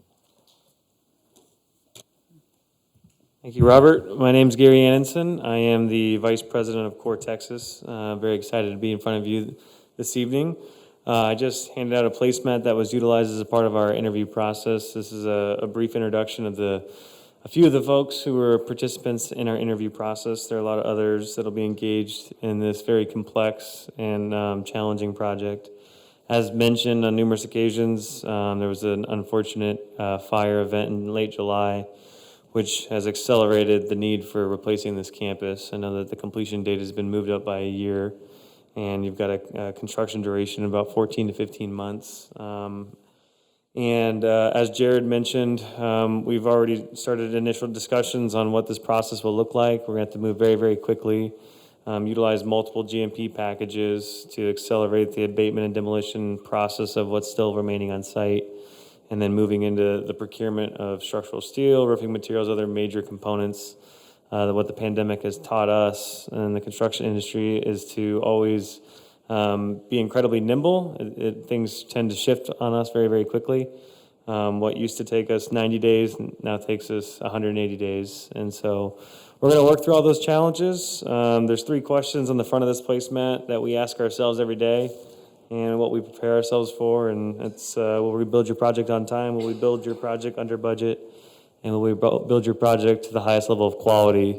And those are things that we stay focused on from the moment we're awarded a project, well beyond the warranty period and beyond. So I wanted to be brief this evening, but thank you for the opportunity. Our team is incredibly excited to be a part of Waco ISD, and we're excited for the opportunity to serve.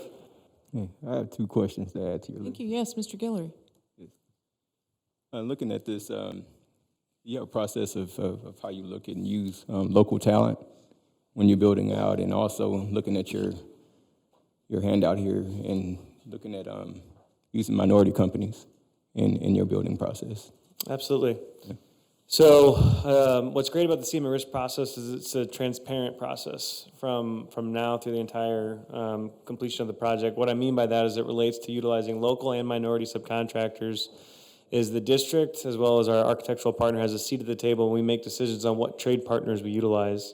The very first thing that we're going to do is we're going to hold a local subcontractor outreach event where we're going to create excitement about the project. We're going to educate the local community about who we are as a contractor, why they should be interested in coming to work with us on your project. We're going to talk about what are the bid packages going to look like, what is the timing of the project, how do they get paid, what is the overall schedule going to look like, and create that excitement on the project, and then get as much competition as possible on bid day, which brings best value to Waco ISD. However, when making a decision based on value, the use of local subcontractors and the use of minority contractors is a key decision-making criteria when selecting which trade partner brings the best value to the district. So that's something that we're going to weigh. Just as we were selected on numerous criteria items, our subcontractors will be selected in the same manner and what's in the best interest of the district. So if there's a goal in terms of percent, in terms of dollars to utilize both locally or with minority contractors, we're prepared to meet those. Do you have a goal? What's that? Do you have a goal when selecting? We do not have a goal identified at this time, no, sir. Any other questions? When you say you'll be transparent, do you mean like will those things be brought to the board, or is it just with the administration? It's typically with the administration. Okay. So present all the bidding subcontractors, create an apples to apples comparison so that we know what we're looking at, and then we make a decision as a team on what contractors to utilize. Okay. I definitely think local and minority subcontractors are important to all of us on the board, so I would definitely want it to be kind of a focus intentionally to make sure that happens. That would be my only suggestion. Yes, sir. Thank you. All right. Well, before you can do any of that, we have to take action tonight to approve the rankings that have been presented. So I'll entertain a motion. Thank you, Ms. Iazetti. Second. Thank you, Ms. Cordaweg. Any other questions? All those in favor say aye. Aye. Any opposed? Hearing none, passes unanimously. All right, welcome. Thank you. Get to work. And thank all you guys. Apologize for the late evening. Please be safe driving home. All right. Ms. Davis, she's going to, don't be mad at me. All right, Dr. Warren, if you don't mind, presenting your update on behavior intervention and discipline systems with Ms. Hamilton.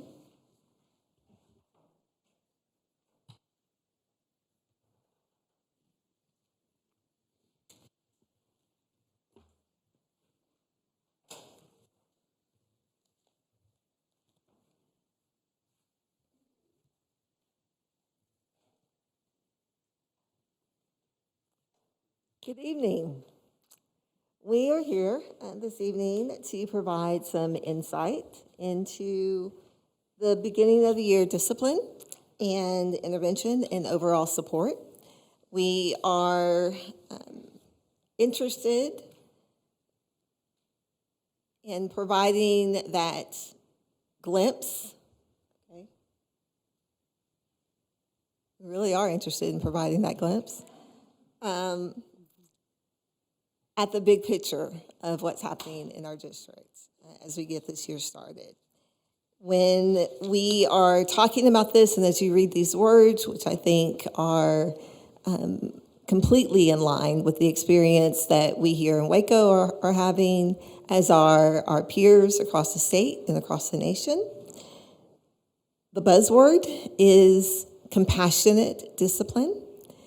For those of you using an old school lens, you will see evidence of us enacting the collective wisdom of the entire village to address the needs of the whole child. So what we're going to do tonight, and maybe I'm not meant to actually use the clicker tonight.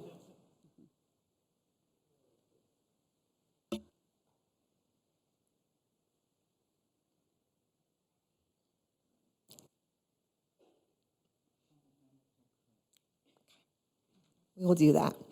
What we're going to do tonight between Ms. Hamilton and I is share with you some data about some concerning student offenses that have occurred at the beginning of the school year.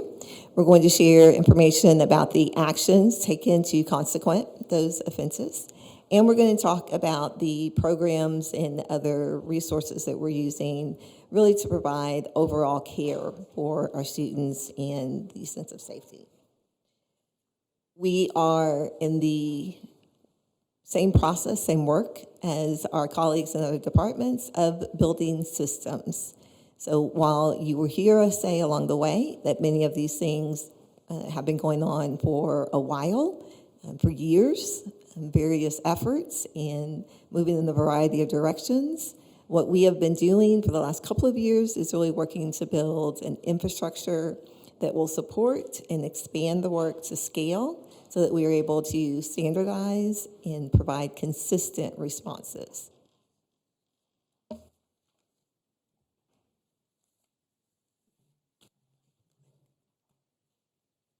Thank you. So the first part we're going to talk about is, there you go, one more, thank you, is the Student Code of Conduct. And so the Student Code of Conduct is what we use, and it provides us methods and options for managing student behavior. The first section of offenses that we're going to look at are what we consider minor infractions. And the main thing that sets these apart are the fact that we have campus autonomy, which means the campus has full autonomy to decide what to do to those offenses. So the offenses we're going to talk about are all discretionary.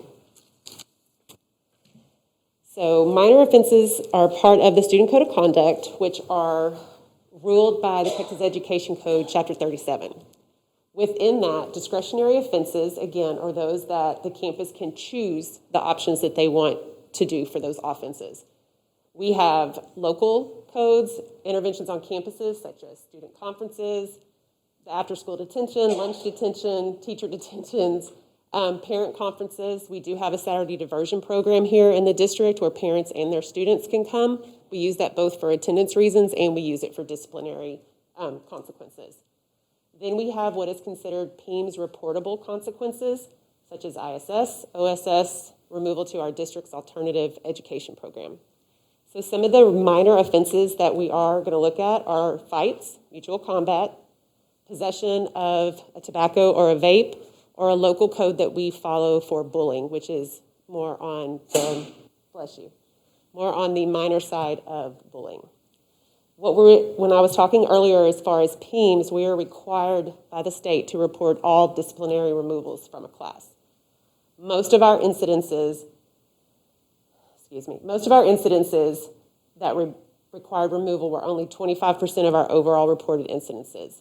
The classroom disruptions and other types of behaviors that did not require removal from the class were 75% of the incidences that we had happen for the first 6 weeks of school.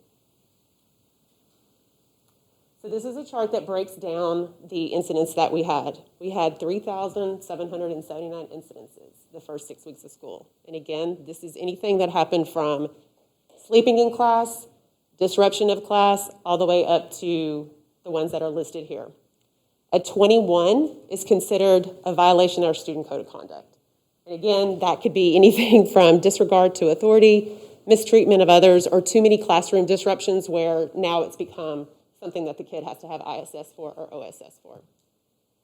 Fighting is, again, one of these that is considered a minor infraction because there is no mandatory response that has to happen. Like, you don't automatically go to disciplinary, DAEP for this. It could be interventions that we do on campus. It could be ISS. It could be OSS. Again, of all of the incidences that happened, only 2% of those incidences had to do with fighting. And the rest are sort of spelled out there too. Go to the next one. Again, this is just looking at, of all the incidences that we had, of all of our students, with over 14,000, we only had 1.3% of our students that actually engaged in a fight. To give you some comparison between what we had this year and pre-pandemic, we're looking at information for the 19-20 year. While that was the year we went home at spring break, we still had the first 6 weeks of data to look at. For that, we got already in the first 6 weeks of school had over 7,000 incidences, but again, only 1% of our student population was actually involved in those fights. Also, the first 6 weeks of school, the consequences that were given out to the students that were participating in those fights were, the majority were ISS and OSS, with 27% of our students being sent to our discipline alternative education placement.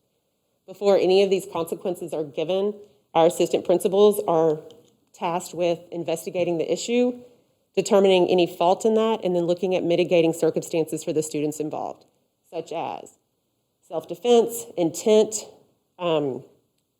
disciplinary history, disability, if they're homeless, or if they are in foster care. Those are things that are mandated by Texas Education Code that we must take into consideration before giving a disciplinary consequence. Major offenses.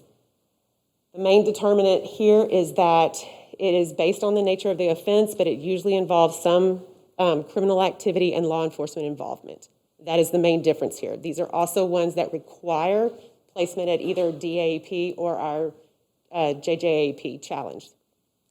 Some of those that were on that list were bullying, criminal mischief, possession of alcohol or controlled substances, false alarm, or terroristic threats. And again, of the over 3,000 incidents that we had, only 1% fell into these categories. And this is how they broke down for the first 6 weeks.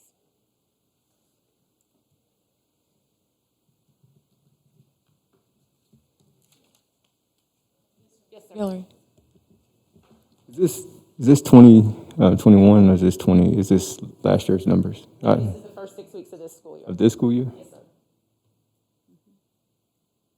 You know, on the slide it said 26 for at the high school level. That's both high schools. I'm sorry, I didn't. Sorry. Is that, yeah, I understand. Are those both high schools? It said like 26 fights combined the first 6 weeks, both high schools. And to be clear on that, the way that the PEEMS has to happen and the way TEA requires it is that a fight requires at least 2 people to be in it. For our system, we tie those together. So if two people get into a fight, that's one incident. It could be more than one, so that could be that there was more students that were involved in that. Okay. So this is 26 fights. So it's the data and how it's inputted. So is that what you're saying? Okay.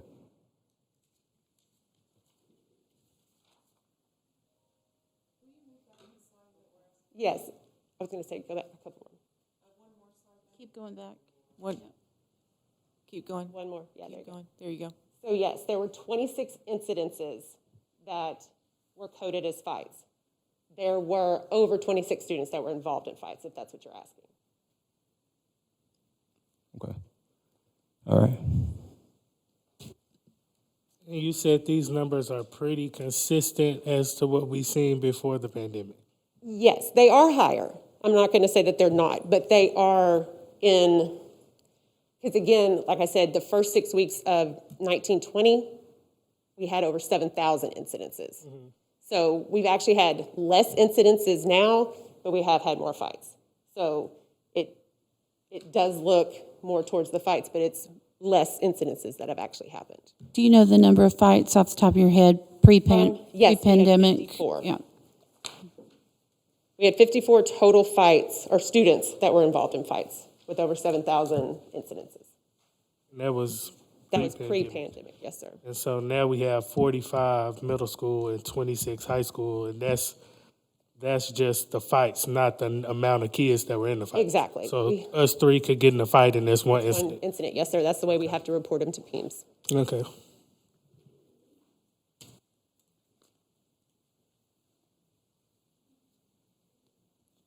So when we think about the resources that we have available to us with any disciplinary situation, our most valuable resource are our human resources.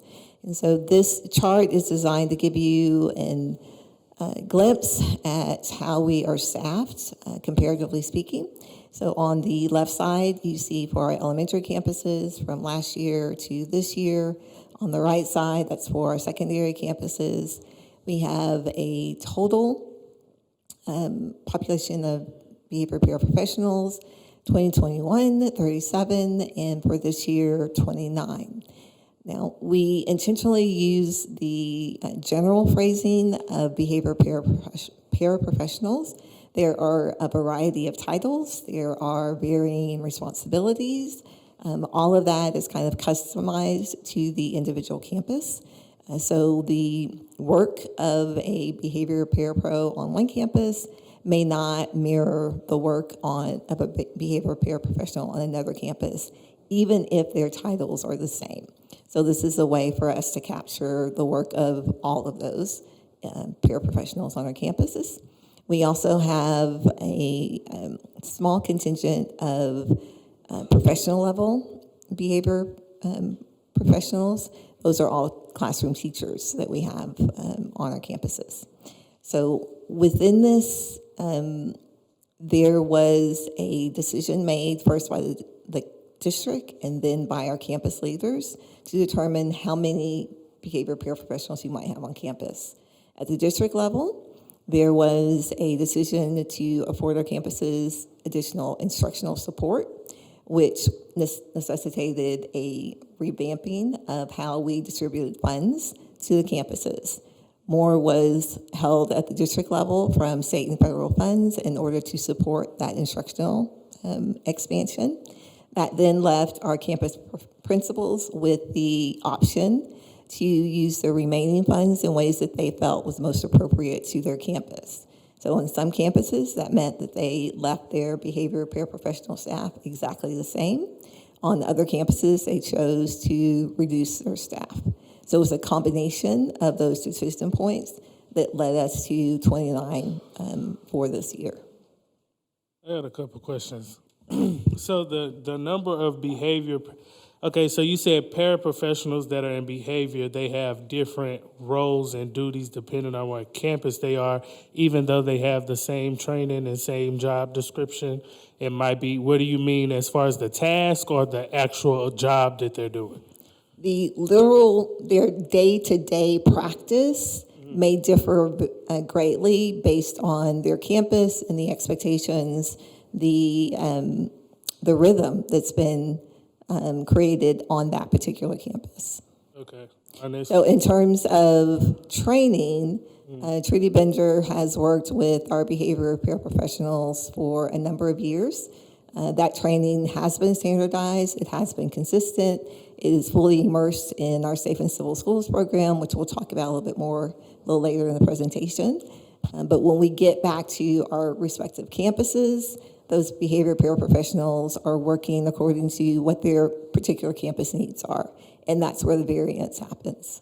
And I have another question. So you said that the funds that were allocated for the behavior staff at an administration level were put into other things. And the conclusion of that I'm getting is that the principals had the choice and the principals chose not to have these behavior staff. Is that what you're saying? We end up in the same space, but let me back up just a little bit. Okay.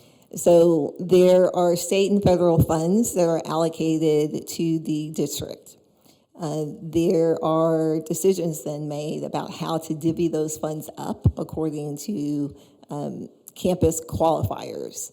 So depending on whether we're talking about the federal programming or state programming, there is a way for us to determine the level of campus needs. That then provides the amount of funds that may be allocated for the benefit of that campus. So the campuses are getting what they are eligible to receive, if you will, but that is flowing through the district. And when we are thinking about the way to best support our campuses for this school year, in terms of accelerating past the learning losses from last year, the decision was made to redistribute those funds so that there was a larger amount held at the district level to pay for the instructional support that are being directly allocated to those campuses. So those what happens to the ESSER funds? That's what I'm confused about, because when we got the presentation on the ESSER funds, it was millions of dollars allocated to instructional specialists. Did the requirements change this year or something? Because for example, Waco High went from 6 behavior aides to 4. So what changed to where they now can't afford the 6 that they had in the past? May I take that?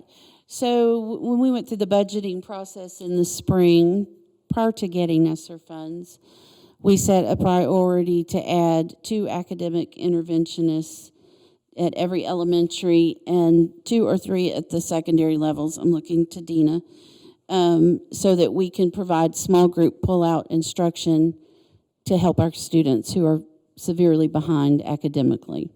When we did that, we had to pay for them. There's one pot of money, right? So we had to decide how to pay for them. Every campus receives a per student allocation of Title I and state comp funding. So when we met with principals to work through the budgeting process, funds were shifted to pay for those positions. And it looked different at each campus because each campus has a different allocation based on the size of the campus, the number of economically disadvantaged students. So the money's still going directly to the schools, but in some cases, funds are being used for academic interventionists instead of the behavior aides. So that did cause us to go from 37 to 29. That's what happened. Then ESSER came later, and we added some additional academic interventionists and the reading recovery items with our ESSER funding. I would have just liked to have seen us use the ESSER funding to make up for what we changed in the district. I think somebody alluded to it earlier, but if you go into schools and you talk to the people who work there, these behavior teams that we're discussing right now are the backbone. So we see an increase in fights and we see an increase in incidences that we're seeing this year. And to me, it directly correlates to these changes that are being made. I think I understand why the budget wasn't balanced in the way before the ESSER funds. I think we should have made adjustments, though. I think those behavior teams are needed. And So on Cesar Chavez, it says that they have one paraprofessional behavior person. Is that accurate, or is that talking about the behavior specialist there?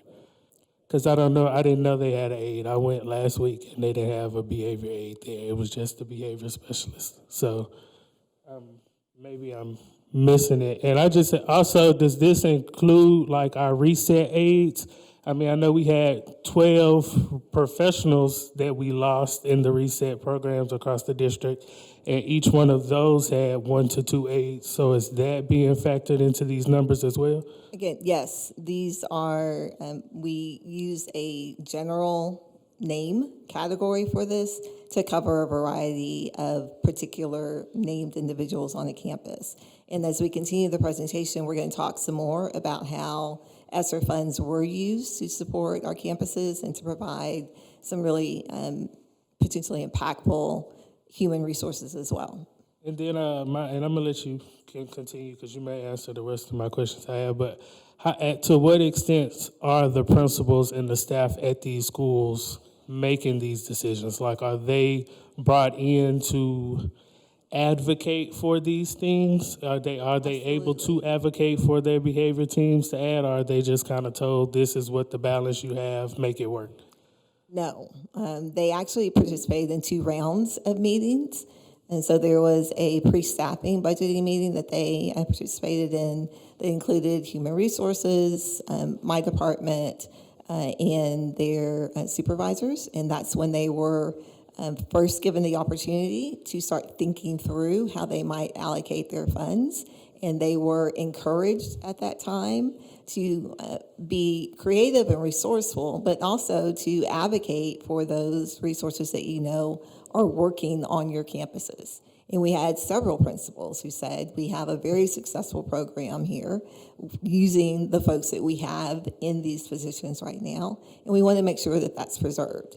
And so there was an opportunity for them to stay and shift other funds that they had available to them to prioritize the hold on programs that were working for them.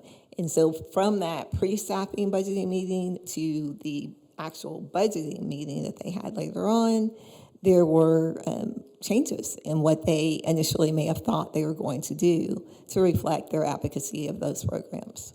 So just to clarify, the decision about the amount of aides that will be on campus was ultimately made by their campus principal, and if they had advocated to keep the aides, they would still have the aides. Is that what you're telling me right now? The principal did have that decision point, yes. After the district made the initial decision about what amounted to a reduction in the available funds for the campus leaders did then make their choices about what was right for their campuses. And these are hard decisions. And so in some cases, they had to make some very, very difficult decisions about what staff members, what positions to retain. Yeah, so we did mandate academic interventionists because that was a priority to get our kids to read and to be able to perform at a higher level. And then we brought principals in, and they had input into how the money, where it was, what was moved to pay for it. Absolutely. But we increased security guards and police officers. Yes, we did.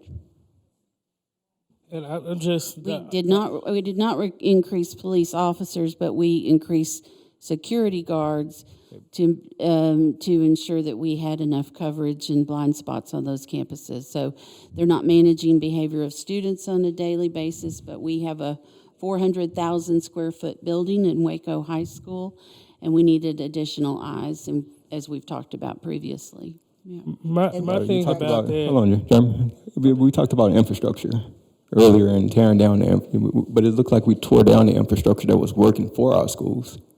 When you talk about behavioral aids, behavioral teams, and we increase security guards and police officers on our campuses, that's turning our schools into detention centers. There are other pieces that we're going to talk about later on in the presentation, but I also want to say in response to the question, in the same way that we had principals advocate for retention of their behavior paraprofessionals because they were part of a supportive, positive presence on their campus, We also had leaders who said that this would be the best decision for their campuses because that particular position was not contributing to the overall culture on their campus. So it was very much a reflection of campus needs, and there is such a variety of how these positions were introduced over time, what expectations were evolving over time, that there was not a consistent across the board belief that this is a position, so not an individual, not the person in the position, but this was not a position that needed to be excluded from consideration when tough choices had to be made. At the beginning, you said that you guys were kind of coming in to kind of create a structure across the district, and my issue is we had a structure that I felt like was working. So I understand that it might not have been perfect, so it might have been some campuses that might have needed additional training, or maybe somebody who somebody who lived it like Coach Love, or Matt Rambo, or Terrell that's been working in the district. Not to just call people, I'm just saying people that I know have been in the district for a while. Maybe to call them in to do more trainings. I just don't. And to Trustees Guillory point of the security guards, they make more than behavior aides. So it's interesting that it's a budgeting issue that it sounds like, but they make more than behavior aides. I'm just not really seeing the correlation of how this is going to help our students, and I don't think we're seeing that this year. So.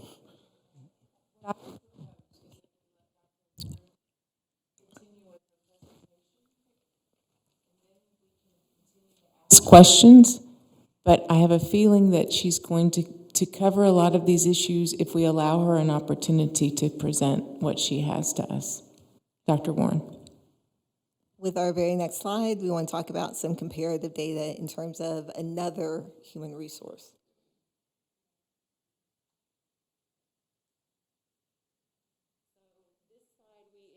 So that you could see how we rank or how we are compared to other districts our size when it comes to our enrollment, our number of campuses, the fact that we do have our own police department within, and then the amount of security guards. And we put for ours where they are and how many each campus has. So again, this is for you to kind of see comparatively how we stand. And as Dr. Kincannon had mentioned earlier, the main reason for the addition of security guards at Waco High was more for securing the perimeter of how it's laid out versus disciplinary reasons for that. Are the aides not there to monitor? I'm sorry. I know we're supposed to wait, but we've been waiting a long time to hear about this behavior data. And so a part of the aides' duty and behavior is to monitor the campus. So that's why these campuses, like for example, at Tennyson, you have 3 aides, one for each grade level, and then a behavior specialist to run the office. So the amount of aides was to make sure that all the areas in the school were covered. So I'm just trying to, is it going to be a part in the presentation where you tell me that, why you chose security guards over the aides? Because I understand that the aides do more than just monitor, but monitoring the halls is one of the main duties of a behavior person, and kind of monitoring areas. They're dispersed that way. So. With our behavior paraprofessionals, the training that they're receiving through Safe and Civil Schools is really pointing them to interacting with students. And so they are monitoring students and student behavior. What we are asking our security guards to do is to monitor our building, to make entrances harder to access, to ensure that the perimeter is more secure. Our police officers are there in another finite role that does not interact with our expectations for behavior. All of them have a role to play in terms of the feeling of safety and security on the campus, in the building, in our classrooms. But when we're talking about the difference between what we would expect a behavior paraprofessional to do versus what we would expect a security guard to do. It really is as complex and simple as one is prioritizing the people and one is looking more at the building and the grounds.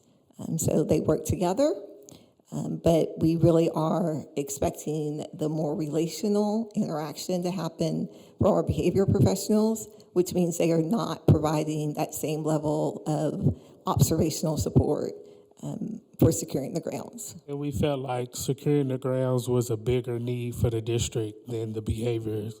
These are not competitors. One of the other hairs to split is funding sources. So there are multiple pieces to ensuring the safety of our students and our staff members.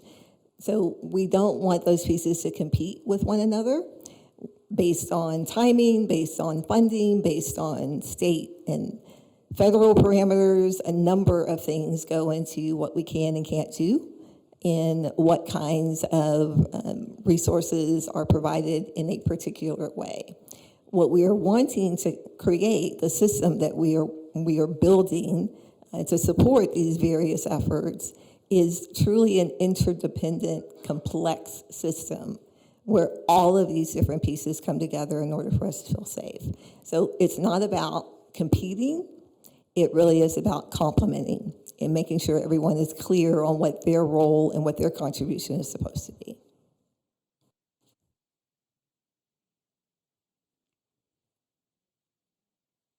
So one of the things that we have added is our Stop It Solutions anonymous reporting app. And we have actually seen a lot of information coming through that app. I give that credit to the fact that it's like your phone, your text messages, and kids can just go on there and text basically the message the way it is. Since we've started this at the end of September, we've had over 21 reports, and 53% of those were with bullying. And those are probably bullying incidences that we would not have known about on a campus that now we know about. The benefits of this is it's honestly one of the easiest things to use because everyone has a cell phone. Every administrator at every campus has a team, and all administrators and their team get an instant message from the Stop It app. They get both an email and they get a text message. I set it up that way, so they probably don't like when their phone goes off, but I'm just saying that way, as administrators, we're hardly ever in front of our computer, so waiting until the end of the day to read an email, by that time it's too late. So the fact that you get a text message, there's also the added benefit that inside the app itself is, again, that text messaging back and forth. So if Mr. Davis, if you send in a report, I can immediately respond back to you. It's anonymous from your side unless you choose to put your name in. I can say, thank you for this. Is there any additional information? We will let the campus administration know. I monitor all of this from the district level, but again, every team has access to it and they can talk in real time. There are ways for kids to do this stuff anonymous, and it also helps with our student voice, because not to say that kids don't feel like they have a trusted adult on campus, but sometimes it's just easier to do it by your phone, on your phone anonymously, and you're right there doing it, and maybe you don't know how to tell your friend not to do this or not to do that. Someone had talked earlier about our counselors. This is also something that our counselors are able to help with. We get to figure out something that maybe a friend says about their friend that the friend doesn't want to go tell anybody about, but they're concerned. So it's a way for them to report that. And again, we've had over 200 admin accounts created across the district. So that's very encouraging for that too. Another way that way forward. Okay. Another way that we support our team is with professional development for our administrative teams. It is required every 3 years that administrators get the required training for Chapter 37, which does give them the background in knowing the difference between the discretionary and mandatory placements when it comes to discipline. And then there's also the mandatory training from Texas School Safety Center on behavioral threat assessment. And I will say that all of our campus teams, again, have gone through this training since 2020. And then as new ones come on, we go through that training with them again. We were able to actually add another support for our campuses in the form of a behavior threat assessment specialist. Kayla Sotomayor comes to us with her master's in counseling psychology, and so her main focus and goal is to go out to the campus and work with those teams to really get to the identifying cause and root of the behavior that we're seeing, and then help with case management. She also helps with the district tracking of bullying investigations, the Stop It app, arrest notifications that we get, and she works also with our SEL coordinators, again, with those that do have students that come to their office with suicidal ideations or self-harm thoughts, and so she's able to work with them as a team to really surround that student with the support that they need, their family, and anything like that. So that's one of the added benefits that we've had. So any questions on?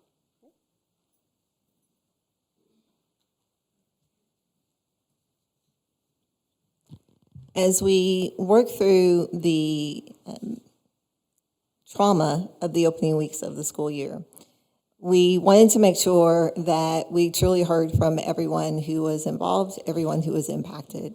And that meant that it was important to hear from our students directly. So in September, we conducted more than 130 student empathy interviews. These were conducted by behavior intervention specialists at Waco High and by our community and schools representative, as well as by Bear Project interns. They met with students in small groups. There were prompts given to allow the conversation to get started, but what they really did was listen. And what you see reflected on the screen are what our students said to us. And the one thing that we can count on with our students is for them to tell us the truth. And that truth at times is hard to hear. And this was shared with the administrative staff at Waco High. And it hurt to hear that students felt that they did not have a trusted adult on the campus, that they felt that they were not seen as clearly as those students who were causing the fights or participating in the fights were. What also is reflected in that truth is that they had been thinking about what they want their campus to feel like, what they want it to look like, how they want to be involved in creating a culture and a climate that really will allow them to be successful and to feel connected. And so that came very clearly. We appreciated their willingness to be honest and upfront with us. The students appreciated being asked. And so after that first session, that's where we get the plus, because more students wanted to be involved in those conversations. And we are going to be following up with that. I'll explain a little bit more how this is the beginning of a conversation. So these empathy interviews were important for us to get their insight on the same events that we were talking to adults about, but they really were just the beginning of an ongoing partnership where they'll be able to participate in what happens next on their campus. How many students was it total on the last slide? Can you go back to the last slide? Okay, so it said 72 male students responded with the 5 or less. So how many were you surveyed every kid in the school? Or? No. Empathy interviews were conducted with a representative group of students. There were a total of 130 or so, and they were split not quite evenly between male groups, a group of males, and a group of females. So there was a series of small groups.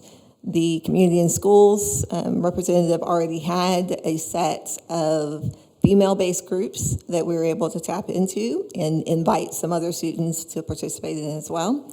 And then we were able to get additional students based on a number of factors. We wanted to make sure that we heard from all of the influencers, all kinds of influencers on the campus, both those in formal recognized roles and those who are simply the ones that students listen to.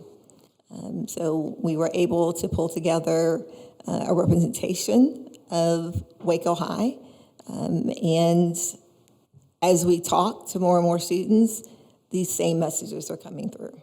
Yeah, I definitely wanted to point out that that no, but more focus and attention on bad behavior versus positive behaviors. I hear that a lot. It's a lot of upset kids that are doing great things at Waco High that feel like no attention is being on them. So just know we see you. But I will definitely say that I thought it was telling their strong connections were with coaches, elective, and support staff. So that was a key role in behavior aides, paraprofessionals, whatever you want to call the title. That's a key part of your role, is to develop strong relationships with your students. I think if you asked administrators around the district who has the strongest relationship with students, and they would tell you your parapros.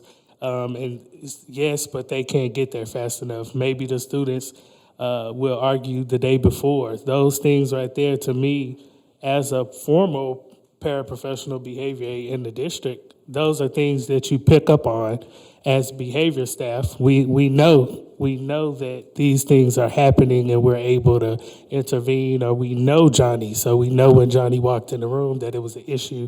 So I'm just trying to point that I feel like these things are a result of this system that we're trying to change, and I'm still lost right now as to why we're changing a system that literally saved the district. I feel like it was a time that we were in trouble because of our behavior numbers, and this same system that we're dismantling pretty much is what saved us. So I guess I'm looking forward to the rest of the presentation to hear, because to me, this just shows that we're not moving in the right direction.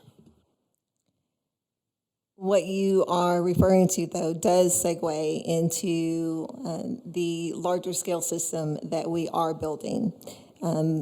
Next slide. This reflects the shared responsibility that the adults in the building have for climate and culture and behavior intervention. So as we look at this, this is a multi-tiered system of support.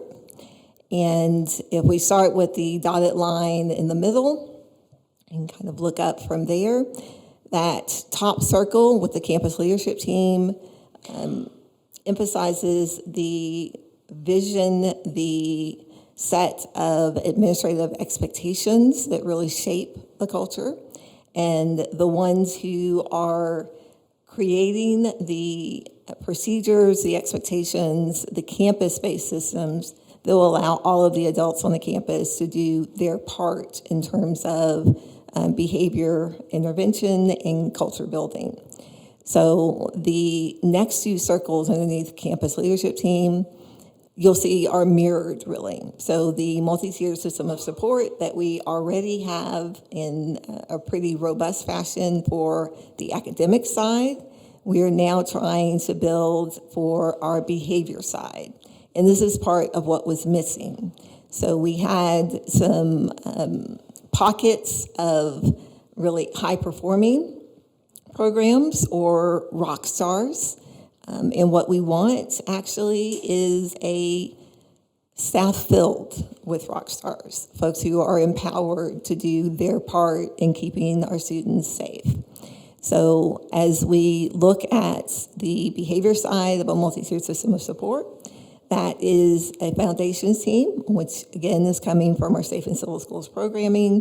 But this is a group of campus-based professionals who are determining what are our expectations for our students. What kinds of systems do we need to have in place? How are we going to make sure that we reward them, that we acknowledge what they are doing? How are we going to make sure that we are instructionally focused and ensuring that they have what they need? And then there is a behavior team that is another group of professionals who are often the ones who are called in to consult with the frontline folks to ensure that students get what they need to get. On the lower half of that dotted line, we are talking first about our frontline interactions. So our grade levels, our departments, our PLCs, the teachers and support staff members who are interacting directly with students. They are the ones who are laying the foundational pieces, who are creating those bottom line expectations for what a classroom looks like and feels like, how we're going to use our shared common spaces. From there, those students who are maybe needing a little more assistance in meeting the expectations, they receive targeted support from a student assistance team. Again, a group of professionals who are looking not just at campus-wide data, but looking specifically at student data, student needs, and finding ways to provide additional support. Students who really need additional help beyond that, again, it's a student assistance team, usually with the additional expertise of other professionals who determine a personalized plan for how best to support a student. So within the multi-tiered system of support, there is a role truly for everyone in the building to play to make sure that students are safe and that those concerning behaviors are addressed in ways that preserve the overall safety of the classroom or the campus. Mr. Guillory. Where did this model come from? I'm just wondering. This is based on national research. So this is in terms of current expectations for us in education. This language is written into our state laws and our state expectations. This is how our state and national conversations about behavior are formed or framed. And this is in place right now? This is what we are building, what we're implementing. Okay, so right now, your principals, your teachers, and staff are overwhelmed, and they say this doesn't work. And they say they don't feel supported in this current system. They say they feel like they're shorthanded, not supported. This system isn't working. We've seen it over the last 6 weeks. This model has been in place for how long? You've been here? Yeah, been here now 2-3 years. It's not working. I kind of want to know what the difference is from what we used to do to what this is right now, because we've been support based on tiers, tier 1, 2, and 3, and tier 3 is wraparound services. There's been no new we've been had the Bear Project, we've been had communities and schools, we've been had so I'm just trying to figure out what is the difference. But I guess my real question is, why are we doing this? Why was the change brought about in the first place? I think that's my question. Why did what we're looking for is consistency, and that had not been in place before. And actually, if we could skip to the next slide. One of the things that we did in the spring of 2020 was bring together a representative group of campus and district professionals who had been in the district for a while, and their experience levels, decades. They had been in various roles in both campus and district levels. They knew Waco ISD in ways that we did not at that time. And so as the pandemic was just getting started, so were we in terms of really reviewing what our resources were, what had happened in the past, what kinds of strategies that we used before, what were the initiatives that were championed by previous administrations dating back for decades. And then determining now what? What is it that we need as a result of this review? And so this committee came up with some key recommendations. At the top of that list was having a clear vision. What is it that we want? What do we expect to happen? What kind of culture are we trying to build? That was happening in exact alignment with the visioning work that was happening at the district level, in which a number of voices came together to say, what we want to do is empower and value all. So we had our vision. Next on the list was to make sure that we had a district level committee of leaders who were reviewing our processes and our practices and our procedures, our resources, our strategies, our training, to make sure that we were able to provide that standardization, that consistency that would allow us to do better. That effort, though it has gotten started, has really been hampered by a need to focus our attention on what we're providing in immediately at that time in response to a pandemic that we didn't have previous experience managing. And we needed all hands on deck, really focusing on that. And that became center stage for a while. So we did get started. We do have some leaders in place, but we are not where we intend to be. We're not where we know we need to be. The next recommendation was the importance of ongoing training and coaching, which is also something that had not been in place before. So while we had access to a number of resources, in fact, Waco ISD truly had more resources, more experience with the best possible trainings out there, and more human resources, both internally and externally, who were willing to do the work. But what they didn't have was a vision. They didn't have a cohesive path forward to take those random pockets of excellence and really build an overall culture and standardized, replicable, scaled up version of what they may have experienced in particular places based on particular individuals who may have been in place at that time. What we wanted was something that would be sustainable. What we want is something that will be sustainable. So if any of us were to win the lottery, we're still going to be able to do right by our kids. Over these last couple of years, what you see on this slide from 2019 forward is that truly every single adult in our system and in those that we contract with has been involved with some level of training specific to safe and civil schools, which is our foundation. So again, this is a shared responsibility, and we did the training in this way because it's different. What we want our first-year teachers to know is different from what we want our custodians to know or our bus drivers to know. We want our behavior professionals, paraprofessionals, to have a specialized training. So this has been done intentionally, and it continues to happen because that's one of the things that we learned was really important. I have a question. I don't want you to think I don't appreciate your work. I do. These things were happening before 2019. I've been to a lot of trainings on tier 3 interventions, tier 2 interventions. So these things were already happening for the behavior teams. I'm still lost on why we decided that the system that had been in place, right, when we got here, was not good enough, and we needed to dismantle it in the middle of a pandemic and try to start something different. And I think that's where I'm lost at, because I'm still not seeing any training or anything that would have.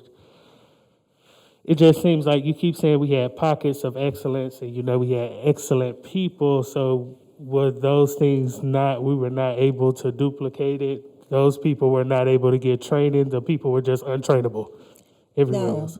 No, of course not. The folks who are here, their heart leads their work. And so they want very much to make sure that our students feel seen and heard and safe. And those who have had access to trainings have done their best to implement those trainings on their campuses in their particular departments with fidelity. Unfortunately, because of rapid changes beyond anyone's control, what we ended up with in the spring of 2020 when the committee did its review were pieces of efforts. So we had a piece of safe and civil schools. We had a piece of vocabulary. We had a piece of capturing kids' hearts. We had a piece of social emotional learning. We did not have anything that was a coherent, consistent, scalable system. So while we had great efforts and really tremendous impact, it was not across the board. And we needed an opportunity to restart. These trainings are not new. And that's part of the point, really, that we're trying to make. Good things, deliberate, intentional things were already happening, but they were not having the fullness of the impact intended because there was no structure to support them. This is the structure. Because what it sounds like you're saying is we basically kept everything the same, we just added structure. But what I'm looking at is a whole new system. So that's why I'm and so are we saying that the system that we had before didn't work? Is that what we're saying? It wasn't working, even if it was working at a campus, it wasn't working district-wide? I'm saying that there was no district-wide system. That is what we are now implementing. So the work that Trudy Bender did, that wasn't district-wide, that was just campus by campus? Trudy Bender did incredible and continues to do incredible work from her vantage point. What she had to do beforehand was really fight for access, almost campus by campus, because there wasn't a district path for her to have a voice and a presence across the board. Wow, so Trudy Bender had to fight to talk to the behavior teams on campus. That's just, it just was mind-blowing to me. I seen Trudy regularly when I worked in the district. Okay, continue, I'm sorry. Okay, well, Dr. Warren is describing a system of interventions to provide consistency across the district, but it's really more complicated than all of this. There was no effort to dismantle a system that had been in place. There were efforts to improve and build upon what was in place here. There was no intentional, let's just cut all the behavior aids. That didn't happen. There was an effort to improve academic instruction in Waco ISD. And there is a pot of money, and we have to decide where those priorities are. And we didn't have special ed aides. We didn't have special education staff that we needed to have at our secondary campuses. So they're shifting priorities to where needs are, and there's the money goes where the needs are. So we have to be more efficient in the way that we're managing our systems and be more consistent. We found job titles that were not the same all across the district. Not every campus had the same kind of job titles. And so we're trying to get some structure about what we're doing here to improve behavior. We're also trying to build capacity. So we have a system that is relying on paraprofessionals to be the behavior support for kids when kids should be in classrooms learning. And so we want teachers to build relationships with kids and keep them in their classrooms. But it's really easy to count on someone else to pull a kid out of your classroom when there's a problem. And there's a disconnect between what happens in our classrooms and what this system that we've built on the side to take care of behavior. But I'll say it again, our focus was improving academic performance of our students. And I've heard some of you say, we're going to hold you accountable for improving academic achievement of our students. And we're going to, and that's great. That's what we ought to be doing. But we got to shift our priorities to make that happen. And we can do both. We can do both here. And we're doing it very well, I think. But it has been a hard fall. We come back from a pandemic. We've had half of our kids at home, some of them doing nothing at home for over a year and a half, and it was a rough start. We had a rough 6 weeks of school. I would say that would be very unusual. We've had a very unusual 2.5 years of school. No one's lived through this before. But we're really focused on improving academic achievement and shifting funding to those priorities. And that includes academic interventionists, that includes staff to support special education, that includes counselors for our students, and other mental health support. And you can't have it all. We had a TASB study that was done after we got here that showed we were overstaffed by $3 million. 200 aides overstaffed in Waco ISD. And that's because the district, when we had a literacy problem, we hired aides to take care of literacy instruction. We hired aides to take care of behavior. we masked the problem and took resources away from where we should be putting resources to provide academic instruction. And you can't do it all. You've got to prioritize within a budget. And there aren't unlimited resources to provide personnel to keep all of the current systems in place and say, go forth and improve academic instruction. You got to shift something to get leverage somewhere. And that's what's happening here. And it's change, and I get it. It's hard. This is hard work. And it has been a hard couple of years. It's been hard on the staff. It's been hard on the kids. And I think we all have the same goal here, is to take care of kids, to improve academic achievement, to love on our kids, and create safe and caring environments for them. How we get there, we can disagree on, and we'll work that out. But we're focused on improvement here. And because of what was done in these first couple of years with that instruction as the main priority, we are now in a position to where we have some things in place addressing instruction and academics that afford us some wiggle room, if you will, to elevate our efforts in behavior and discipline and culture. So one of the ways that we're doing that is by partnering with organizations like Emergency Education. This year, we introduced a universal behavior screener, which is a piece of our previous work that did not exist. So we were tiering students, identifying students for additional support without a consistent, objective way of identifying who those students are. So rather than waiting until something happened and determining that a student needed more at that point, the Universal Behavior Screener allows us to proactively and quickly assess all of our students in the building and identify those students who may benefit from some additional social skills instruction or targeted assistance up front before something happens. It also allows our campuses to look at overall trends where they may need to do more foundational work. So it may be that many of their students are not acting in ways that are safe or responsible or respectful on campus.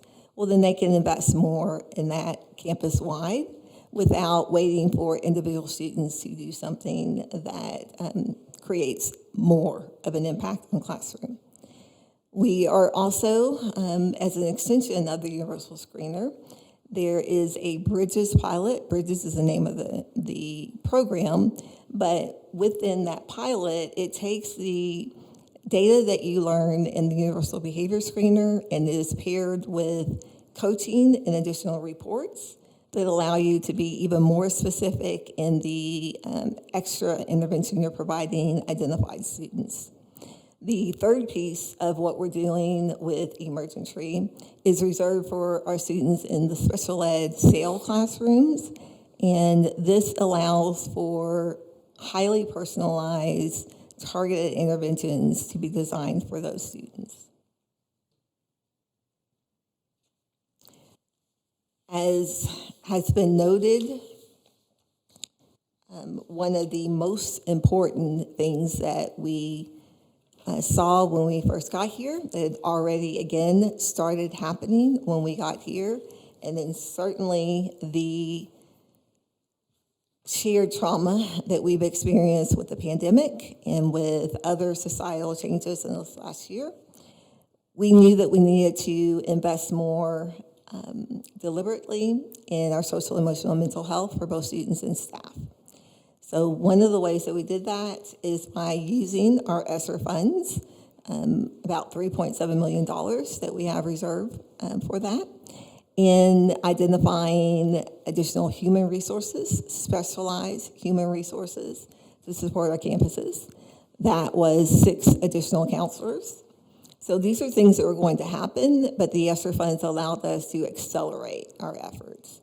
We also hired in the center our 2 coordinators of counseling and social emotional learning who are working to do 2 big things.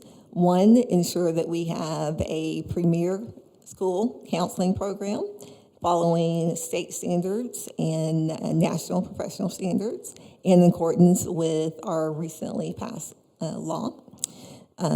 They are also working to create a standardized social-emotional set of expectations that still affords our campuses to flex as their campus communities need them to. We are also partnering with new external entities to allow us to be more strategic in our use of resources. The Meadows Mental Health Policy Institute is a statewide think tank who will help us be really clear about what our needs are and then connect us with resources. The Trauma and Grief Center is a reflection of our awareness that the level of trauma and grief that our students and our staff members have experienced and are experiencing are beyond what our capacities are in our classrooms and on our campuses. And so that, again, is allowing our staff to get some very specialized training and ongoing support as they partner with folks in similar roles across the state. The neurosequential model, which was brought to our attention really thanks to South by Southwest and a book tour by Dr. Perry and Oprah. And the title of that book, I think, is telling in terms of how it has shifted our focus. The book is called What Happened to You? So rather than us looking at behavior as something that indicates a bad person or that there is something wrong with someone, it's more using that behavior as a communication tool that it's meant to be in helping us start a conversation about what may have happened to that student, to that staff member, and what resources do we need to provide for them. And then just today, actually, we have a job posted for a licensed professional counselor through a partnership with Ascension Providence. This will be for our staff members. So we are making sure that everybody gets some support.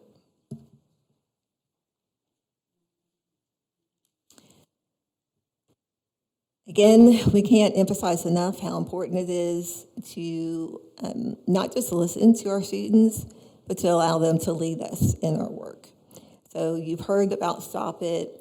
Those empathy interviews that happened at Waco High are now going to be happening at some of our other secondary campuses. We are planning a design thinking seminar for the spring.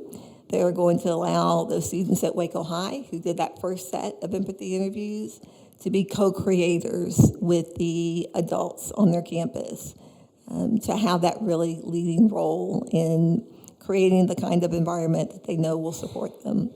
We are continuing to work with Bear Project. They are at Waco High on purpose this year to provide some strategies directly to students on how to self-regulate. They are also providing strategies to teachers to help them identify students, not necessarily as needing punitive consequences, but as needing maybe other sources of support.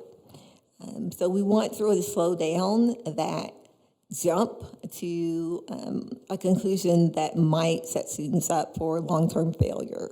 We want students to have long-term help and support. No Place for Hate is something that the district started last year with 10 campuses making it. We have 17 campuses that are working on it for this year. If you recall, that's a student-led effort, again, to really focus their energies on what they say is important. So with all of this, there are essentially three things that we are doing. We are refining our processes. We are being very thoughtful and intentional about the use of our human resources. And we are making sure that we are embedding social, emotional, and mental health into every nook and cranny, every part of the work that we're doing. And this is how we're going to build that consistent, human-focused system that will help us feel safe on our campuses. There's there no any other place for hate. questions? Is that kind of what we're using for our peer mediation? Because I know we got like a grant, like $17,000 for peer mediation. So which one of those categories? That's within our student voice, and so the name is the same. The Stop It grant that we received last year got the initial training done for our peer mediation teams, and that work continues. There are also additional plans to amplify our restorative work. We have, again, some real rock stars in this area who are sharing their expertise on other campuses. We have, in fact, since the middle school, I was recently connected with our Brazos facilitator there to set up some training for their campuses. And so there are a number of things that we want to do that are not new, but are coordinated and intentionally designed to be sustainable. Because we don't want our kids to just have a lucky break of landing in a particular place where things are working well. We want them to know that anywhere they go in a district, they are going to get what they need.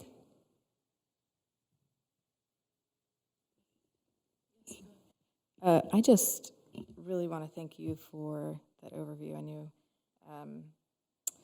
I knew that we had allocated money for mental health services in preparation for pandemic, the response to the pandemic, and the grief and the trauma, because it's a layered trauma. So I'm really, thank you for addressing that. I think if I'm correct, we did Dr. Perry's kind of training. Was that a 2-day training for all professionals? Can you?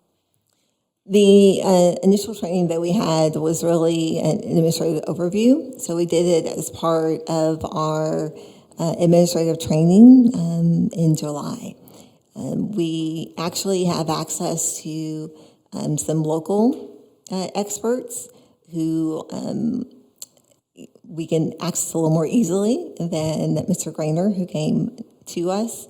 But we also have some model schools in the area that we can go to and visit and talk to them about how they're using the model as well. So again, it's the beginning of work that is ongoing and that will be scaled as we can. I think I would like to take this time to really thank our teachers, our staff, our administrators, people who care about the kids in our district. And I think Mrs. Garrity put it right. A majority of our students, and we saw it in their voice, are doing the right thing. We have got amazing students in our district. We have got amazing campuses in our district. And I think to focus in, when we aren't taking care of our students who have depression, who are traumatized, who might not have the behavior outburst, that is equally as important to me. And I just think we have got to, when I sit here and I think, okay, correlation does not equal causation. We know, yes, behavior aids some were removed from the campus, and I get that. I understand Mr. Davis was one. He sees the importance, he sees the value. I get that. And as a teacher, as an educator, I never had one. That wasn't in the district.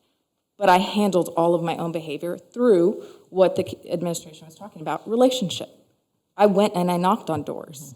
I went and I made phone calls. I made sure that I made connections with families, that I made connections with the kids.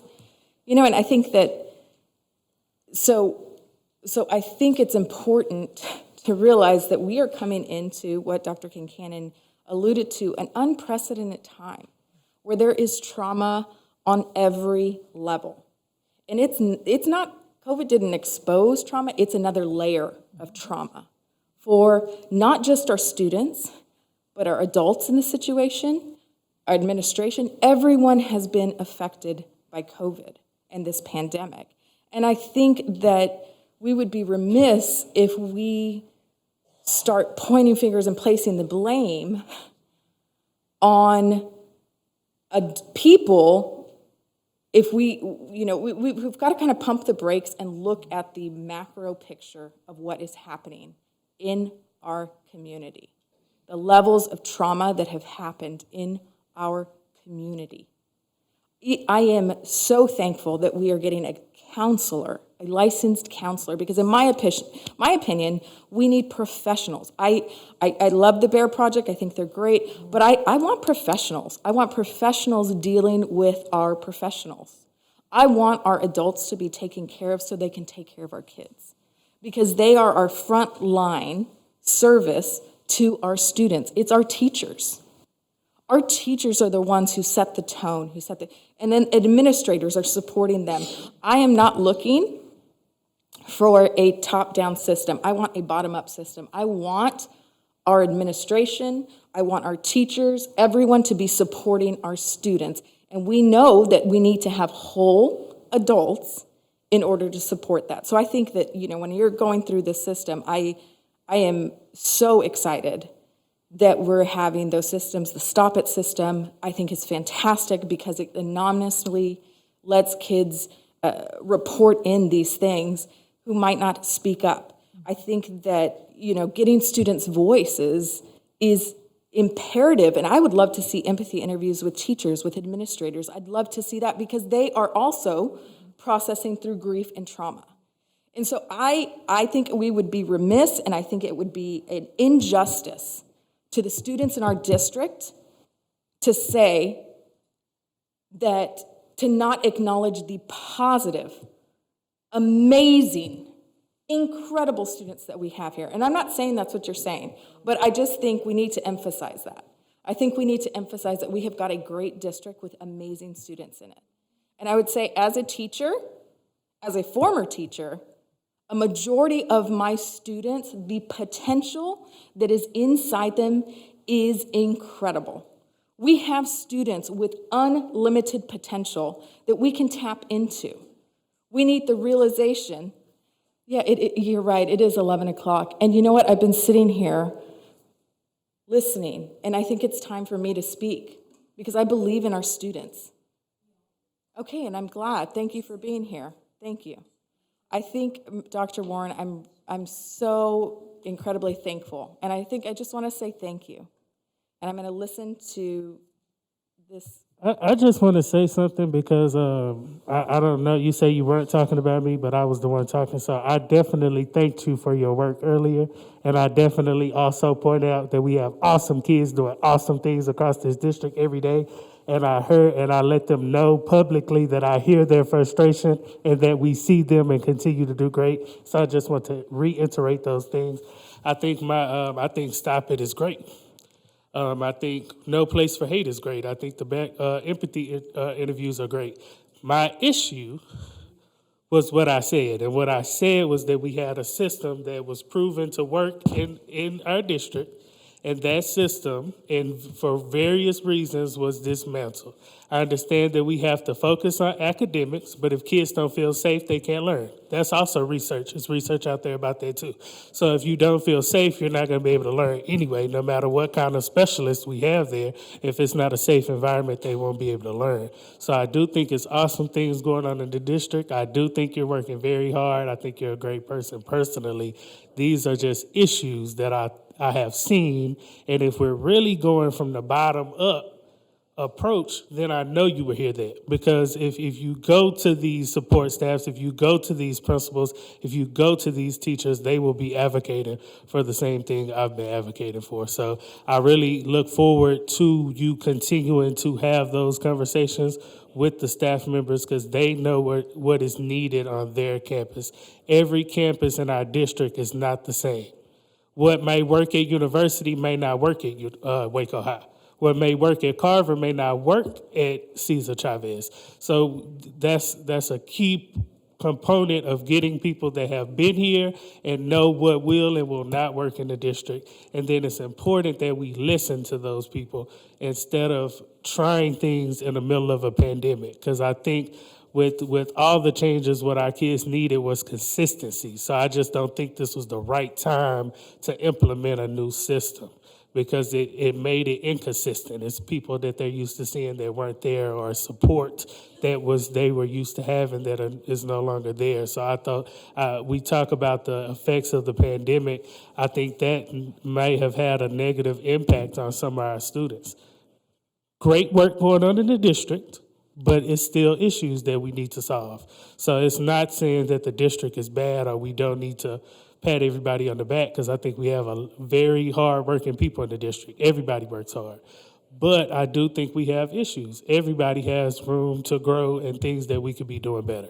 And that's the only thing I was saying. That was my point. If I offended you, that was not my intention. My intention was to advocate for our students and our staff and our teachers and our principals that I met with since the beginning of the year, and they asked me to ask for these things. This isn't about me. So this is about our students, and the thing that really unites us is our shared commitment to making sure that they get what they need. And so it's not about me, and I want to make sure that as we are working, as we are evolving, as we are implementing a fully articulated system in the district, that we are paying attention to all the various pieces that are all the different components that really allow us to have a system as opposed to a collection of resources. And so that requires the kind of work that's happening right now. And it also requires a kind of access to open and honest conversation, so that we can tweak and we can grow and we can eliminate and we can start over, because this is not perfect work. It is ongoing work, and we're all in it together. So, Dr. Warren, I want to take a moment. We're going to take a break. I want to take a moment to thank you for your work. I haven't heard that you're dismantling anything. And I appreciate your efforts to bring the pieces that we had and help bring them together as one to work better for our kids and for our staff. I want to thank you, Suzanne, for your work and your commitment to improvement. I want to thank our high school principal, Lisa Saxenian, who school does. Kids will show up in the morning, and here you continue to sit at almost 11 o'clock at night. I appreciate your dedication to your campus, to your kids. I understand that we've had a few more fights at the beginning of this year that we had pre-pandemic, but our kids haven't been in school. Our kids haven't been in school. We had half of our kids at home for almost 18 months. So it's a very complex issue, and what I see is a very dedicated group of professionals who are working to do better for our kids. And I appreciate you. I see you, and I see the work you're doing. I see that it's almost 11 o'clock, and that we're all sitting here. And I just want you to know that you are very much appreciated by me, and I am very grateful for your work. With that, we are going to take a 10-minute break, and we're going to evaluate our agenda and see what we are going to continue with tonight and what we are going to move to our meeting on November the 15th. We're adjourned for 10 minutes.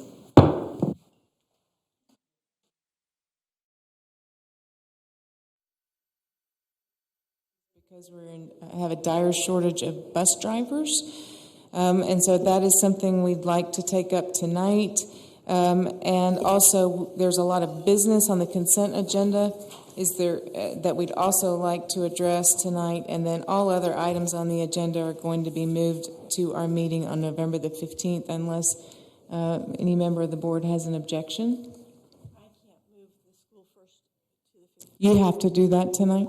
I can't can't give enough notice for the 15th to redo it, and it's supposed to be done within 60 days. I see. Okay. You're on. Go. Okay, so there's a presentation in there you guys can look at. You also have the book that talks about all of the criteria and how they compare between the years and how we have done. So basically, I want to go over a couple of points. School First is our financial accountability. TEA has been working since 1915. Yeah. Since 2015 to increase the complexity and the accountability in school finance. So this year they added 5 additional indicators over last year, and they also changed the way they score us. So that's also in your book. You can look at that, or in the presentation. We did get superior achievement again this past year. We actually improved because the last few years we've got 96 points. This year we got 98 because as we paid off our debt. I don't think we'll ever get 100 because of the administrative cost ratio is really not favorable to a district our size. We fall in the range of the really large school districts, and so it's really hard for us, I think, to make 100 for School First. But okay, so that's what we are. We're superior achievement, 98 points. Just lost 2 points on administrative costs, picked up on our debt service. So that's the end of my presentation, and now we can have public input. Wow, that may be the best first report I've ever heard. Amazing. Thank you, Ms. Davis. All right. Contract amendment for student transportation services. Okay, so we have a serious situation with student transportation. It's not just a Waco ISD problem. This is a nationwide problem. They surveyed superintendents across the state. 80% of them are having problems with transportation, with staffing bus drivers. 65 of them consider it one of their most serious problems they have. We have 47 routes. We are minus 11 drivers. So we have right now 36 drivers. We hired 3. They take about a month to train. We got them ready to start driving a bus. We lost 3 during the same period of time. So a lot of the districts around us are doing different things to try to attract drivers. We have a starting wage rate of $16.50 under the current contract. We'd like to raise that by 10% to $18.15 to see if we can attract some more drivers. That will cost the district on an annual basis about $280,000. For the rest of this year, about $214,000. We will have some savings to put towards that because we haven't had as many routes this year because we haven't had drivers. And it is really causing us a lot of issues with getting kids to school on time, with getting, mostly in our extracurricular routes because they conflict a lot of times with our home to school transportation. So we don't know if this is even going to help, but it's something that we're going to try to do to get some of the drivers in. The increase will also be for our bus monitors. And we have our mechanics and our office people are all driving buses right now, so we're going across the board in transportation with this 10%. I'll entertain a motion. So moved. Thank you, Ms. Cordowig, and I think I heard Mr. Davis second that. All those in favor say aye. Aye. Any opposed? Hearing none, passes unanimously. All right, finally, there are items on the consent agenda that for the business of the district we need to adopt. So is there any item off of the consent agenda that anyone wishes to pull for further discussion? If so, that'll be something that we'll place on the agenda for November the 15th. Now I'll entertain a motion to adopt the consent agenda as presented. So moved. Thank you, Ms. Cordowig. Thank you, Mr. Davis. All those in favor say aye. Aye. Any opposed? Hearing none, passes unanimously. All right, so the remaining items will be placed on our agenda for November the 15th. Monica, you and I will compare notes, make sure we have those correctly. Oh, good. Emily's got them here. Items 14? No, we did that. We did that. 15, 16, Items 15, 16, 19. and 19 will all be, okay, very good. Okay. All right. With that, we are adjourned. Good night.